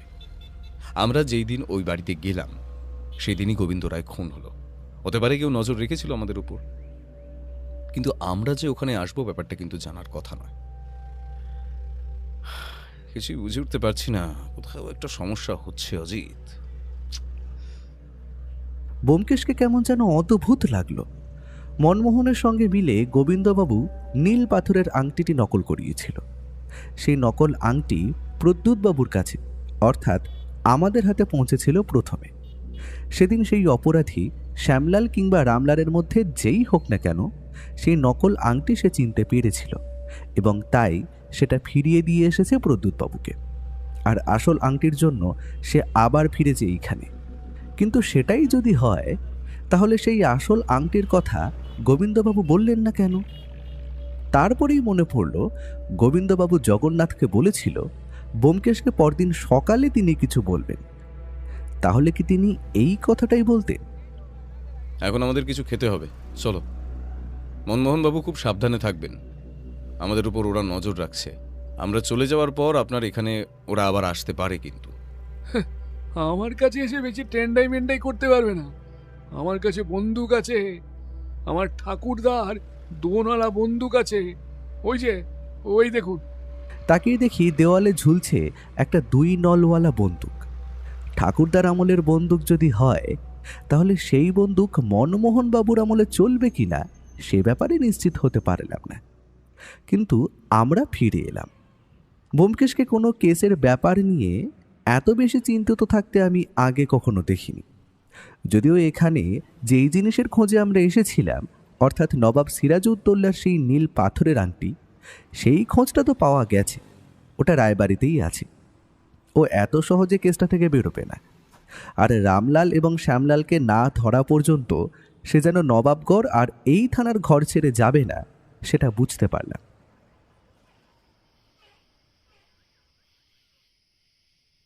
রাতের বেলা পুলিশ অফিসার আমাদের ঘরে এলেন। তিনি বললেন, ব্যোমকেশবাবু, আপনার কথা মতো খোঁজ নিয়ে দেখেছি। রামলাল, শ্যামলাল এবং তার আরও 3 জন সঙ্গী প্রায় একই সময়ে জেল থেকে বেরিয়েছে। মুর্শিদাবাদের এক জেলে তারা বন্দী ছিল। সেখান থেকে একসঙ্গে বেরিয়েছে মাস 2 আগে। তারপর থেকে তাদের আর কোনো খোঁজ খবর ছিল না। নবাবগড়ের শেষের দিকে একটা জঙ্গল মতো জায়গা আছে, সেইখানেই ওরা আস্তানা গেড়েছে। রাতের অন্ধকারে ওরা ওখান থেকে বেরিয়ে আসে। যেদিন আপনি এসেছিলেন সেই দিনই বোধহয় সন্ধেবেলা ওরা বেরিয়েছিল। ওদের লোকজন বাইরে থাকতে পারে ইন্সপেক্টর, হতে পারে গ্রামের কোনো লোকের সাহায্য ওরা নিচ্ছে। নবাবগড় আর শিবগড়ের সমস্ত লোক ওদের ওপর চটে আছে, কেউ ওদের সাহায্য করবে না। তবে আরেকটা খবরও পাওয়া গেছে, নারায়ণ রায়ের যে বন্ধু রয়েছে শিবগড়ে, নারায়ণ রায়ের সেই বন্ধু মুকুন্দের সঙ্গে শ্যামলাল এবং রামলালের সম্পর্ক আছে। আর ওই একমাত্র ব্যক্তি হতে পারে যে এই সমস্ত ব্যাপারে জড়িয়ে রয়েছে, যার সঙ্গে গোবিন্দ রায়ের পরিবার এবং শ্যামলাল রামলালের সম্পর্ক রয়েছে। কিন্তু এই মুকুন্দ বিশ্বাস আসলে কে জানি না। তবে শিবগড়ে মুকুন্দর বেশ প্রতিপত্তি আছে, জমিজমা থেকে শুরু করে অনেক সম্পত্তি আছে তার। তার বেশ কিছু লোকজনও রয়েছে, নানা কাজে তাদের ব্যবহার করেছে। তবে এখনো পর্যন্ত কোনো খারাপ কিছু তার ব্যাপারে শোনা যায়নি। পুলিশ তার বাড়ি পর্যন্ত পৌঁছবে এমন কিছু কখনো হয়নি। মুকুন্দ চলে ডালে ডালে, আমি চলি পাতায় পাতায়। ইন্সপেক্টর, আজ রাতে রামলাল এবং শ্যামলালের সেই জঙ্গলের ডেরায় আক্রমণ করতে হবে। বেশি সময় কিন্তু ওরা দেবে না। এর আগে মোট 3 বার ওরা আক্রমণ করার চেষ্টা করে ব্যর্থ হয়েছে। আমি মনে মনে হিসেব করলাম। একবার কলকাতায় ঘোড়ার গাড়ি নিয়ে, দ্বিতীয়বার গোবিন্দ রায়ের বাড়ি থেকে থানায় আসার পথে, এবং তৃতীয়বার এই ঘরেই জানালার কাছে। ব্যোমকেশ আরও কিছু বলতো, কিন্তু তার আগেই হঠাৎ করে একজন কনস্টেবল ছুটতে ছুটতে ঘরে এসে ঢুকল। সে বলল, স্যার, সর্বনাশ হয়ে গেছে। গোবিন্দ রায়ের ছেলে নারায়ণ রায়কে রামলাল আর শ্যামলালের লোকেরা তুলে নিয়ে গেছে। একটু আগে ওই বাড়ির দারোয়ান এসে খবর দিল, স্যার। অনেক হয়েছে, আর নয়। ইন্সপেক্টর, আজ রাতেই সমস্ত কিছুর ফয়সলা করতে হবে। ইন্সপেক্টরকে নিয়ে আমরা রওনা দিলাম গরুর গাড়িতে চড়ে। পথে চলতে চলতে কিন্তু ব্যোমকেশ একটা কথাও বলল না।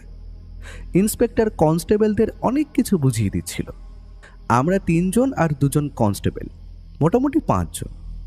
এখান থেকে প্রথমে গোবিন্দ রায়ের বাড়িতে গিয়ে যখন পৌঁছলাম তখন রাত নামতে শুরু করেছে। গোবিন্দ রায়ের বাড়িতে আমাদের দেখতে পেয়ে দারোয়ান আর জগন্নাথ এসে বলল, কি যে হয়ে গেল বাবু, কিছুই বুঝতে পারছি না। ঘন্টা 2 আগে হঠাৎ করে কালো কাপড় মুখে জড়ানো ওই কয়েকজন হরবর করে বাড়িতে এসে ঢুকলো। বাড়িতে ঢোকার আগে অবশ্য ভয় দেখিয়ে ওই দারোয়ানকে আটকে রেখেছিল। তারপর ছোট মাকে ধাক্কা মেরে ফেলে দিয়ে ছোট বাবুকে নিয়ে চলে গেল বাবু।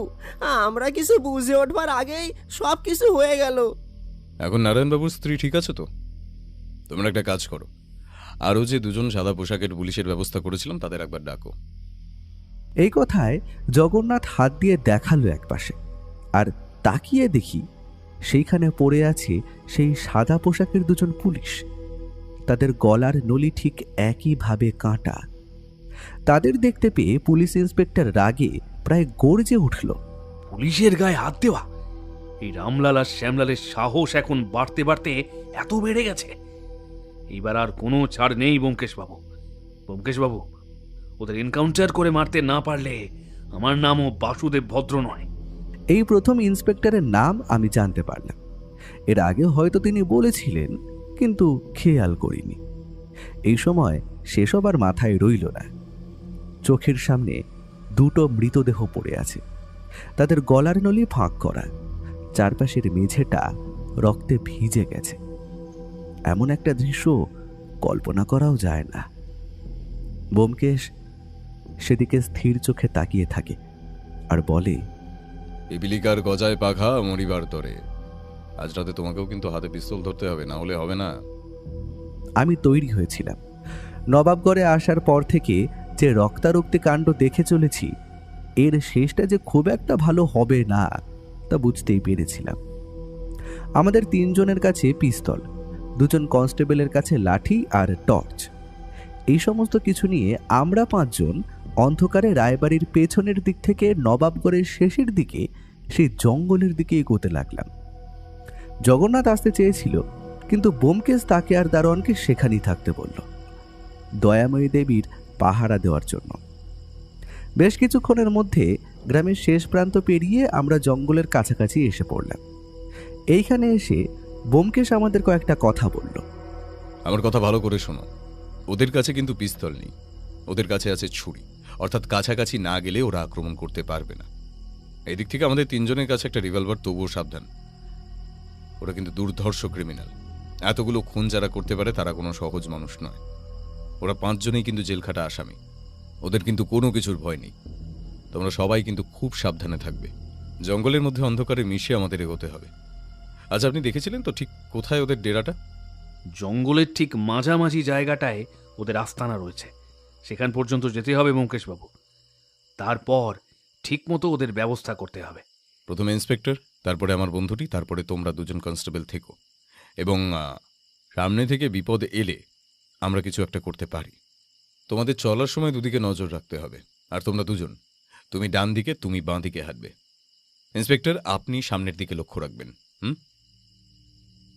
এইভাবে সবার জন্য দিক নির্দেশ করে আমরা জঙ্গলের মধ্যে ঢুকে পড়লাম। অন্ধকার জঙ্গল, কালো মেঘে ঢাকা আকাশ, ভিতরে কি রয়েছে ভালোভাবে কোনো কিছু দেখা যায় না। নিজেদের পায়ের খসখস শব্দ শুনে নিজেরাই চমকে উঠছিলাম। জঙ্গল খুব বেশি ঘনও নয়, আবার খুব হালকাও নয়। বড় ছোট গাছপালা মিলিয়ে অন্ধকারের মধ্যে হেঁটে যাওয়া সহজ ব্যাপার নয়। আলো জ্বালানো বারণ ছিল। কোনো রকমে আমরা ইন্সপেক্টরের দেখানো পথে এগোতে এগোতে কিছুক্ষণের মধ্যে গিয়ে পৌঁছলাম একটা জায়গায়। আমাদের সামনে খানিকটা ফাঁকা জায়গা, সেখানে এক জায়গায় আগুন জ্বলছে। ব্যোমকেশের ইশারায় আমরা চুপ করে যেখানে দাঁড়িয়েছিলাম সেখানেই বসে পড়লাম। আর তারপরেই শুনতে পেলাম ওদের কথা। তোকে প্রথম থেকেই আমি বলেছিলাম, আমার কথা শোন। ওই বাড়িতে ঢুকে সব কটাকে শেষ করে দিয়ে গোটা বাড়িতেই আগুন লাগিয়ে দি। আমার কথা তো শুনলি না। সব সময় মাথা গরম করলে কোনো কাজ হয় না দাদা। আমি তো সমস্ত ব্যাপারটা মিটিয়ে ফেলার জন্যই কলকাতায় ওই লোকটার বাড়িতে নকল আংটিটা ফিরিয়ে দিয়ে এলাম, যাতে ওই সারা টিকটিকি ব্যোমকেশ বক্সী এখান পর্যন্ত না আসে। কিন্তু তারপরেও ঠিক গন্ধ শুকতে শুকতে ব্যোমকেশ বক্সী এখানে এসে উপস্থিত হলো। অনেক খোল খাইছে আমাদের ওরা। নকল আংটি, এমনকি সব এই জিনিসগুলোও নকল। এর আগে যে কটা জায়গায় খুঁজে খুঁজে জিনিস ফেরত এনেছি, সব কটা চালানো। আজ এই নারায়ণ বেটাকে কেটে তারপর এখান থেকে পকার পার হয়ে যাব। তাহলে তো আসল জিনিসপত্রগুলো খুঁজে পাওয়া যাবে না। আসল জিনিসগুলো ওই বাড়িতেই কোথাও আছে। ওই পুরো আমাদের সিন্ধুকের চাবি দেননি। সেই দিনই যদি ওকে মেরে ফেলতাম, তাহলে কি আর আজকের দিনটা আসতো? এরপরেই চোখ চলে গেল একটা গাছের সঙ্গে হাত পা বাঁধা অবস্থায় পড়ে রয়েছে নারায়ণ। তার মুখটা বাঁধা। রামলাল এগিয়ে গিয়ে তার মুখের বাঁধনটা খুলতেই নারায়ণ চিৎকার করে উঠল। আমি তোমাদের সত্যিই বলছি, এই জিনিসগুলো যে নকল সে কথা আমি নিজেও জানতাম না। বাবা কখনোই আমাদের এসব কথা বলেননি। ব্যোমকেশ বাবু অবশ্য যেন নকল একটা আংটির কথা বলেছিলেন। আমি জানলে তোমাদের সবই দিতাম। আমায় ছেড়ে দাও। তোকে ছেড়ে দিই আর তুই গিয়ে ব্যোমকেশ বক্সীর সঙ্গে ওই পুলিশগুলোর সঙ্গে মিলিয়ে আমাদের সবাইকে ধরিয়ে দিস? সে সব হবে না। তোর বাবার মতন তোকেও মারবো। তারপর ওই বাড়িতে থাকা সব কটাকে মারবো। শ্যামলাল কোমর থেকে লম্বা ছুরিটা বার করে আনলো আলোর সামনে। ছুরিটা আগুনের আলোতে ঝকঝক করে উঠল। আশেপাশে সব মিলিয়ে মোট 5 জন রয়েছে। ওদের দলের সবাই একসঙ্গে এগিয়ে এলো। পুলিশ ইন্সপেক্টর আস্তে আস্তে বলল, ব্যোমকেশ বাবু, আর দেরি করা যাবে না। শ্যামলাল কুখ্যাত ক্রিমিনাল, নিজের হাতে একটা খুন করেছিল। তারপরেই তাকে গ্রেফতার করা হয়েছিল। রামলালও তার সঙ্গে ছিল বলে ওদের 1 বছরের সাজা হয়েছিল। এখন চোখের সামনে নারায়ণবাবুকে ওদের হাতে খুন হতে দেওয়া যাবে না। আর একটু অপেক্ষা করুন, একটুখানি অপেক্ষা করুন, তারপরেই সব ঠিক হয়ে যাবে। আর একটু অপেক্ষা করে যা, এক্ষুনি তুমি চলে আসবে, আর তারপরে সবকিছু করব। অধীর আগ্রহে অপেক্ষা করতে লাগলাম আমরা। আর অপেক্ষা করতে করতে জঙ্গলের অন্য প্রান্ত থেকে এসে ঢুকলো আরও একজন। তিনি কে ঠিক চিনতে পারলাম না, কিন্তু পুলিশ অফিসার তাকে দেখেই বলে উঠল, এ কি? উনি তো মুকুন্দ বাবু, নারায়ণবাবুর বন্ধু। কিন্তু ইনি এখানে কি করছেন? এই জন্যই অপেক্ষা করতে বলেছিলাম ইন্সপেক্টর। এবার চলুন, দেখবেন সবাইকে যেন জ্যান্ত ধরা যায়।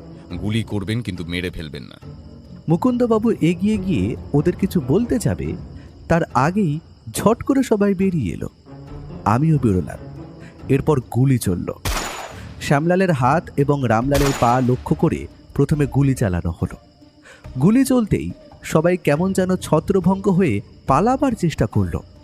কিন্তু গুলি লাগা সত্ত্বেও রামলাল ছুরিটা তুলে নিয়ে এগিয়ে গেল নারায়ণবাবুর দিকে। চিৎকার করে বলল, মরে যদি যাই তার আগে ওই বেটাকে মারবই। কথাটা বলে রামলাল ছুরি তুলে নারায়ণকে লক্ষ্য করে মারতে যাবে। আমি ভয়ে চোখ বন্ধ করে ফেললাম। আর ঠিক তখনই আর একবার পিস্তল গর্জে উঠতেই রামলালের চিৎকার শোনা গেল। শ্যামলালের হাতে গুলি লেগেছিল। তার হাত থেকে ছুরি পড়ে গেছিল। সে পেছন থেকে ছুটে এসে ইন্সপেক্টরের গায়ের ওপর ঝাঁপিয়ে পড়েছে। এই সুযোগে মুকুন্দবাবু জঙ্গলের মধ্যে দৌড়তে গেলেন। ব্যোমকেশের কথা মতো 2 জন কনস্টেবল ছুটে গেল সেই দিকে। নারায়ণবাবু ভ্যাবাচাকা খেয়ে গেছিলেন। আমার হাতে রিভলভার। শ্যামলাল আর রামলাল ছাড়া বাকি 3 জনের মধ্যে একজনের পিছু নিলাম আমি।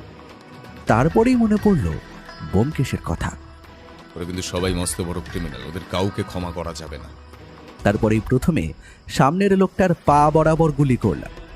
প্রথম গুলিটা লক্ষ্যভ্রষ্ট হলেও দ্বিতীয় গুলিটা লাগলো। তখন আর একজন প্রায় আমার কাছাকাছি চলে এসেছে। তার হাতের লম্বা ছুরিটা নিয়ে এসে ঝাঁপিয়ে পড়েছে আমার দিকে। আর একটু হলেই তার ছুরিটা আমার গলা বরাবর এসে পড়বে। এমন সময় সে একটা প্রচণ্ড ধাক্কা খেয়ে ছিটকে গেল একপাশে। দেখি ব্যোমকেশ তার পেট বরাবর প্রচণ্ড জোরে লাথি মেরেছে। তারপরেই সে ছুরি নিয়ে ঝাঁপিয়ে পড়ল ব্যোমকেশের উপর। চলতে লাগলো তাদের লড়াই। অন্য একজন এলো আমার দিকে। বন্দুকের বাঁট দিয়ে তার মাথার কাছে মারতেই সে ছিটকে পড়ল। ছুরিটা আমার কাঁধটা ছুঁয়ে গেল। গল গল করে রক্ত বেরোতে লাগলো। এক মুহূর্তের মধ্যে গোটা জায়গাটা রক্তে ভরে উঠল। বেশিক্ষণ নয়, মাত্র মিনিট 10। তার মধ্যে সব কিছু শান্ত হয়ে গেল। রামলাল মারা গেছে। রামলালের গুলিটা সোজা গিয়ে লেগেছে গলার কাছে। শ্যামলালের হাতে গুলি লাগা অবস্থাতেই তাকে ধরা হলো এবং বাকি দুজন মৃত। মুকুন্দবাবুকে ধরে আনলেন পুলিশ ইন্সপেক্টর নিজে। মুকুন্দবাবু বললেন, এ কি, আমায় কেন ধরেছেন? আমি তো নারায়ণকে ওরা ধরে এনেছে শুনে ওকে বাঁচাবার জন্য এখানে এসেছিলাম। ওসব কথা থানায় গিয়ে বলবেন। এখন চলুন। অফিসার, আপনি হয়তো জানেন না যে আমি কে। You don't have any idea who am I. আমার গায়ে হাত দেওয়ার ফল আপনাকে ভুগতেই হবে। ভুগতে যে একটু আপনাকেও হবে মুকুন্দবাবু। শ্যামলাল এবং রামলালের সঙ্গে হাত মিলিয়ে যে আপনি সমস্ত কিছু প্ল্যান করেছিলেন সে কথা তো আমরা ঠিক খুঁজে বার করব। শ্যামলাল সে কথা স্বীকার না করলেও নারায়ণবাবুর জবানবন্দি থেকে জানা যাবে যেদিন রাতে গোবিন্দবাবুর মৃত্যু হয়েছে সেদিন রাতে আপনি ইচ্ছে করে আপনার বাড়িতে নারায়ণবাবুকে ধরে রেখেছিলেন। What nonsense! তাতেই প্রমাণ হয় না যে ওদের সঙ্গে আমার হাত রয়েছে? তাতে প্রমাণ হয় না, কিন্তু আপনার বাড়ির কাজের লোক হরিহরের সাক্ষী অনুযায়ী শ্যামলাল এবং রামলালের সঙ্গে আপনাকে বেশ কয়েকবার দেখা গেছে। আপনি হয়তো ভুলে গেছেন হরিহর নবাবপুরের লোক। এই হরিহর আপনার বিরুদ্ধে অনেক কথা আমাদের বলেছে। যদি একটু কষ্ট করতে হয়েছে, হরিহরকে সামান্য মিথ্যে কথা বলে ভয় দেখাতে হয়েছে। মুকুন্দবাবু যেভাবে ব্যোমকেশের দিকে তাকালেন, তার চোখে যদি কোনো অলৌকিক ক্ষমতা থাকতো তাহলে সে আজ ব্যোমকেশকে ধ্বংস করে দিত, কিন্তু সেটা হলো না। পুলিশ ইন্সপেক্টর সবাইকে নিয়ে কনস্টেবলদের সাহায্যে গরুর গাড়িতে চেপে সেই রাতেই রওনা দিল থানার উদ্দেশ্যে। শুধু আমি, ব্যোমকেশ আর নারায়ণবাবু ফিরে গেলাম তার বাড়িতে। সেখানে তখন দয়াময়ী দেবীর অবস্থা সামান্য ভালো হয়েছে। জগন্নাথ, দারোয়ান সবাই মিলে একতলার ঘরে কোনো রকমে আশ্রয় নিলাম। নারায়ণবাবু বললেন, ওটা ব্যাপারটা যে কি হলো আমি কিছুই বুঝতে পারলাম না ব্যোমকেশ বাবু। এই শ্যামলাল রামলালের সঙ্গে মুকুন্দর সম্পর্ক কি? এই ঘটনা জানতে গেলে ইতিহাসের প্রথম দিকে আমাদের একটু যেতে হবে।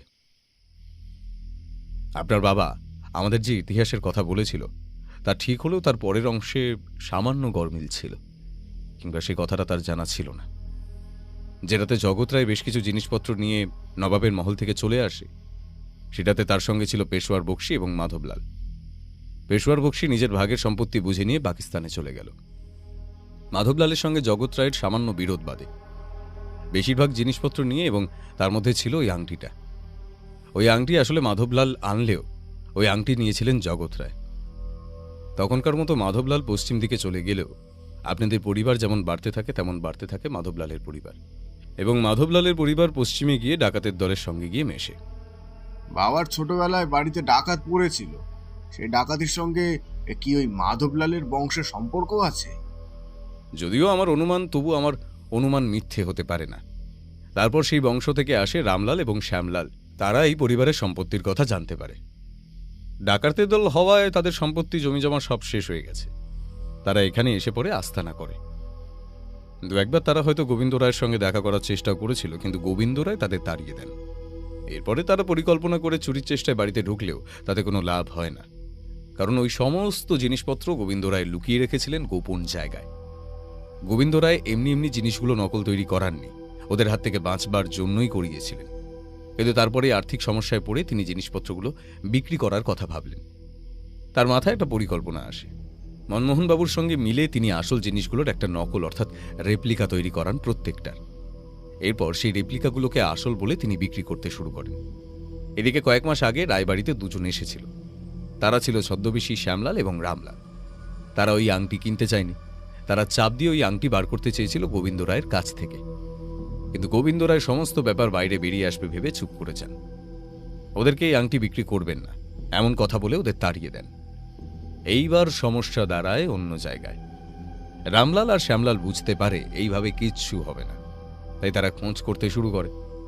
তাদের লোকেরা নজর রাখে এই বাড়ির উপর, এবং যেই এই বাড়িতে আসছে কিছু কিছু অ্যান্টিক জিনিস কিনছে। ওরা তাদের উপর আক্রমণ করে তাদের কাছ থেকে জিনিসগুলো নিয়ে নিত। প্রথমে হয়তো ওরা বুঝতে পারেনি এগুলো নকল, কারণ গোবিন্দবাবু সমস্ত কিছুই যে ভোগ করার জন্য তৈরি করিয়েছিলেন তেমন কিন্তু নয়। কিন্তু এই সমস্যা হয় ওই আংটিটার সময়। আংটির পাথর থেকে শুরু করে সোনার অংশ সবকিছুই ছিল নকল। এই আংটি তৈরি করার পরে গোবিন্দ রায় বুঝতে পারেন ওরা আক্রমণ করতে পারে, তাই প্রদ্যুৎবাবুকে ওই নকল আংটিটা বিক্রি করেন। আর ঠিক তার আগে আগেই কোনো একটা খুনের দায় রামলাল এবং শ্যামলাল জেলে চলে যায়। গোবিন্দ রায় ভেবেছিলেন ঝামেলা মিটল, কিন্তু 6 মাসের মধ্যে কোনোভাবে ওরা জেল থেকে বেরিয়ে যায়। আমি খোঁজ নিয়ে দেখেছি, জেলে ওদের ভালো ব্যবহার এবং যে খুনটা ওরা করেছিল সেই খুনের কোনো প্রত্যক্ষদর্শী না থাকায় শুধুমাত্র হুমকির অপরাধে ওদের শাস্তি হয়েছিল। তাই সেই শাস্তি বেশি দূর পর্যন্ত গড়ায় না। কিন্তু আমার মাথায় একটা ব্যাপার কিছুতেই ঢুকছিল না, ওদের সাহায্য বাইরে থেকে করেছিল কে? পরেই মুকুন্দ বিশ্বাসের নামটা মনে আসে। মুকুন্দ বিশ্বাস বাইরে থেকে ওদের সাহায্য করে বারবার। এখানে ওরা ফিরে আসার পর মুকুন্দ বিশ্বাসের সঙ্গে দেখা করতেই মুকুন্দ বিশ্বাস জানিয়ে দেয় ওই আংটি বিক্রি হয়ে গেছে। মুকুন্দ বিশ্বাস নিজেও জানতো না যে আংটিটা যে নকল, কারণ তার আগে তো আংটিটা আমি দেখিনি। তারপরেই তদন্ত করতে গিয়ে জানা যায় আংটি ফেরত দেওয়ার পরেও মাধব খুন হয়েছে এবং মাধবের বাবাকে কেউ অপহরণ করার চেষ্টা করেছে। মাধবের বাবা কোনো রকমে পালিয়ে এসে লুকিয়ে থাকে। তারপর তাকে পুলিশি পাহারায় রেখে আমরা এখানে আসি। এখানে এসে বুঝতে পারি ঘটনাটা বড্ড জটিল। মুকুন্দ ওদের সাথে জড়িত আছে, সেই কথাটা আপনি সত্যি সত্যি জানলেন কি করে? কয়েকদিন আগে দুপুরের দিকে একবার আমি বেরিয়েছিলাম। মহাদেব আমায় ব্যাপারে অনেক সাহায্য করেছে। মহাদেব আমায় হরিহরের কথা বলেছিল। হরিহর আগে থাকতো নবাবগড়ে, পরে চলে যায়। এখন হরিহরের সঙ্গে গোবিন্দ রায়ের সরাসরি সম্পর্ক না থাকলেও এই বাড়ির সঙ্গে তার পরিবারের সম্পর্ক জড়িয়ে আছে। তাই হরিহরের সঙ্গে কথা বলতেই শ্যামলাল এবং রামলাল যে মাঝে মাঝে রাতের অন্ধকারে ওই বাড়িতে যায় সে কথা সে আমাদের জানিয়ে দেয়। তখনই বুঝতে পারি ব্যাপারটা, কিন্তু মুকুন্দবাবু যে নারায়ণবাবুকে হত্যা করার পরিকল্পনা করবে সে কথা বুঝতে পারিনি। আমরা অনেকবার বলার পরেও আমাদেরকে ছাড়তে চাইনি কখনোই। ভেবেছিলাম আমাদের ছাড়তে চাইছেন না, বোধহয় অনেক রাত করে এতটা পথ ফিরবো তার জন্য। কিন্তু এখন বুঝতে পারছি সেটা তো আসলে এই বাড়িতে আক্রমণ হবে সেই জন্য। কিন্তু সেই রাতে যদি আমাদের ছেড়ে দিয়ে আক্রমণ করতো তাহলেই তো একসাথে আমাদের মানে আমার বাবাকে এবং আমাকেও মারতে পারতো। ওদের কাজটা সুবিধার হয়ে যেত। রামলাল কাউকে মারতে চাইনি। আমি কলকাতার রাস্তায় ল্যাম্পপোস্টের আলোর নিচে যাকে দেখতে পেয়েছিলাম সে আসলে ছিল রামলাল। সে সমস্ত ব্যাপারটা অতি সাবধানে সহজে পরিষ্কার করতে চাইছিল যাতে আসল আংটি ওদের হাতে চলে আসে। শ্যামলাল ছিল মার্ডারার। আসলে যে খুনের কারণে জেল হয়েছিল সেই খুনটা করেছিল শ্যামলাল নিজে। মাধবের বাবার সঙ্গে কথা বলে শ্যামলালের সামান্য বর্ণনা আমি পেয়েছিলাম। শ্যামলালই গিয়েছিল মাধবের বাড়িতে।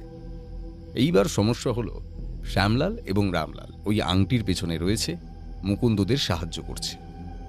কিন্তু এই আংটি যে কোথায় আছে সেটা কি করে খুঁজে বের করবে? এটা হলো ভয়।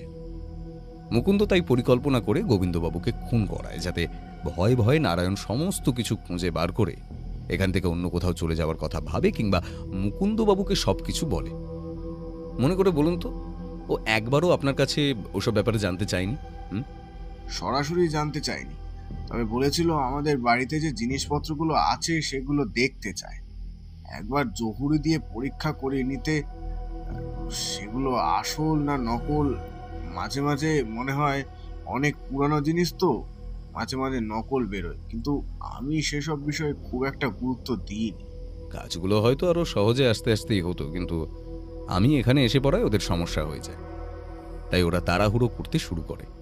সেদিন যে আমি মুকুন্দবাবুর ব্যাপারে কিছু খবর জোগাড় করতে পেরেছি সেটা ওদের কাছে খবর চলে গিয়েছিল, আর তারপরেই হরিহর নিরুদ্দেশ হয়ে যায়।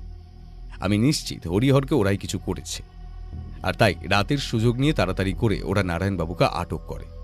যদি নারায়ণবাবুকে খুন করে বাড়িতে ঢুকে জিনিসপত্র লুট করা যেতে পারে আর কি।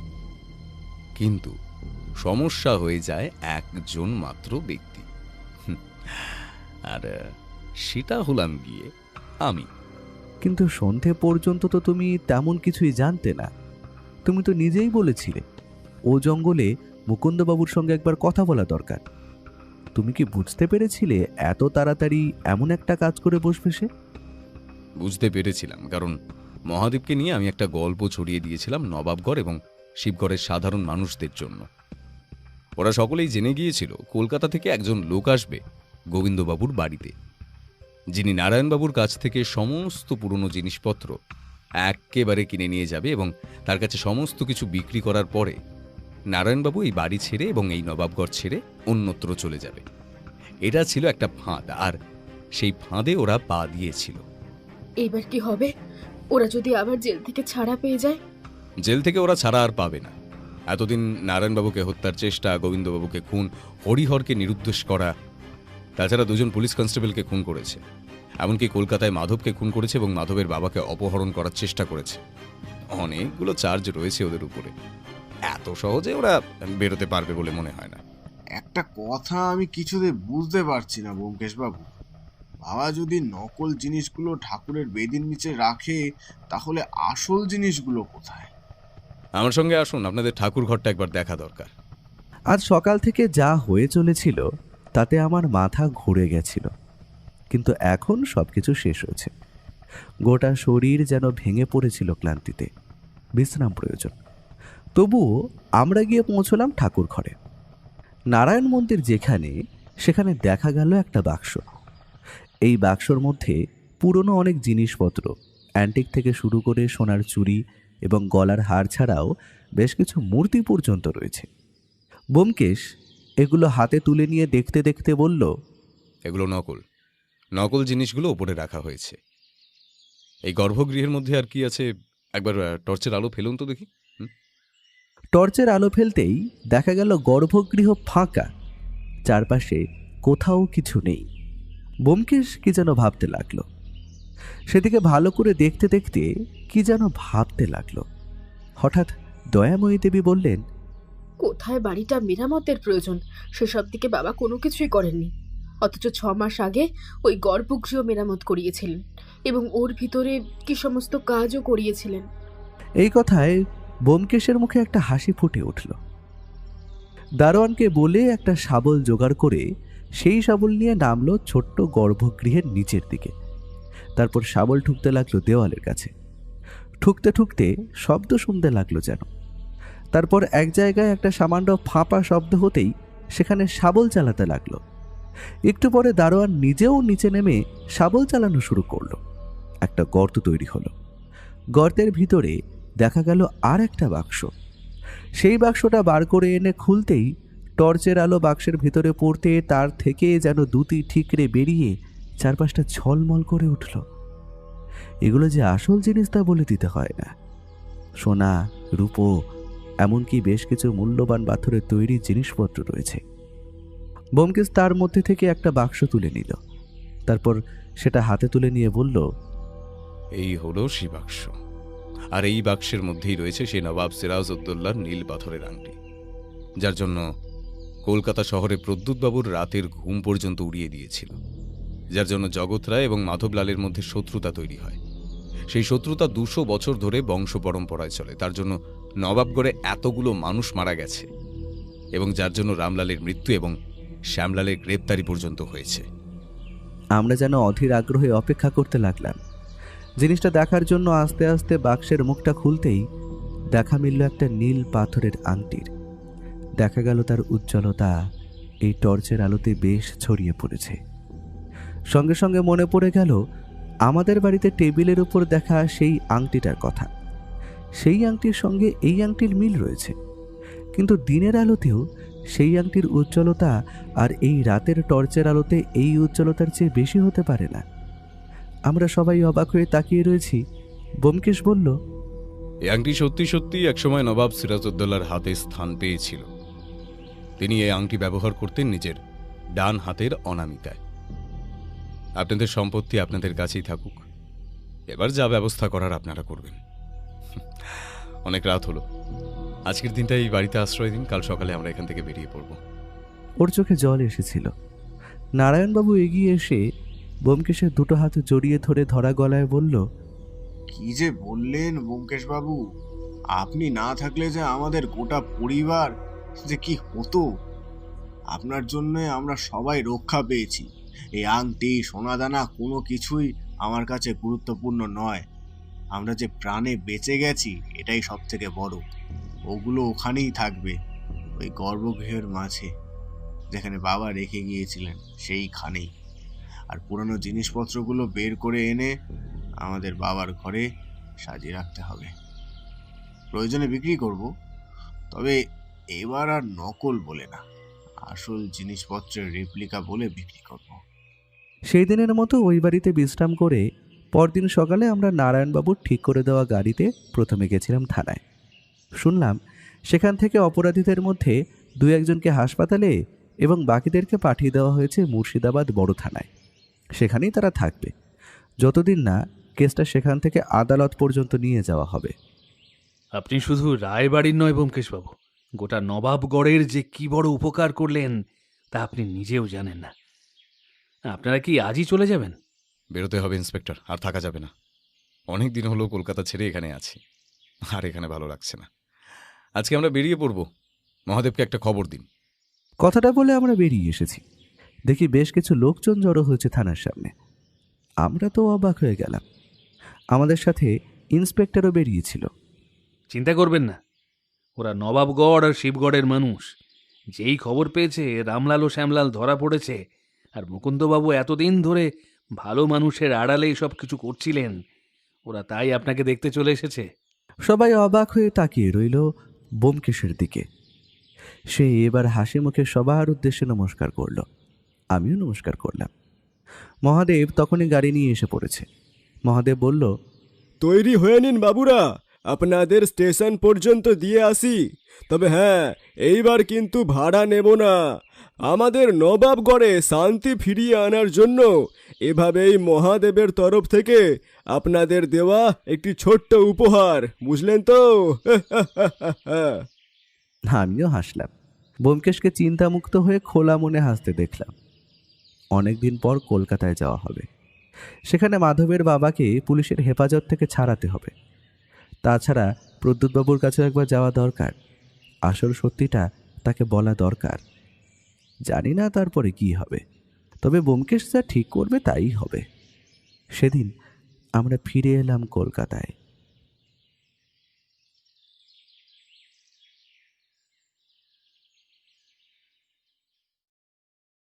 আজকের মতো আমাদের গল্পের আসর এখানেই শেষ হলো। আপনারা এতক্ষণ শুনছিলেন লেখক রূপম রায়ের কলমে রহস্য এবার মুর্শিদাবাদে। গল্পটা শুনে কেমন লাগলো এবং এই সিরিজের গল্প আরও শুনতে হলে কমেন্ট করতে হবে। আমরা আরও তাড়াতাড়ি এরকম অনেক গল্প আনবো, কথা দিচ্ছি। গল্পটা আশা করি খুব ভালো লেগেছে। আর খুব বেশি ভালো লাগলে আমাদেরকে সাবস্ক্রাইব করতে ভুলবেন না কিন্তু। না, জোরাজুরি নেই, যদি ভালো লাগে তবেই। তাহলে সবাই খুব ভালোবাসা নেবেন আর অনেক ভালো থাকবেন।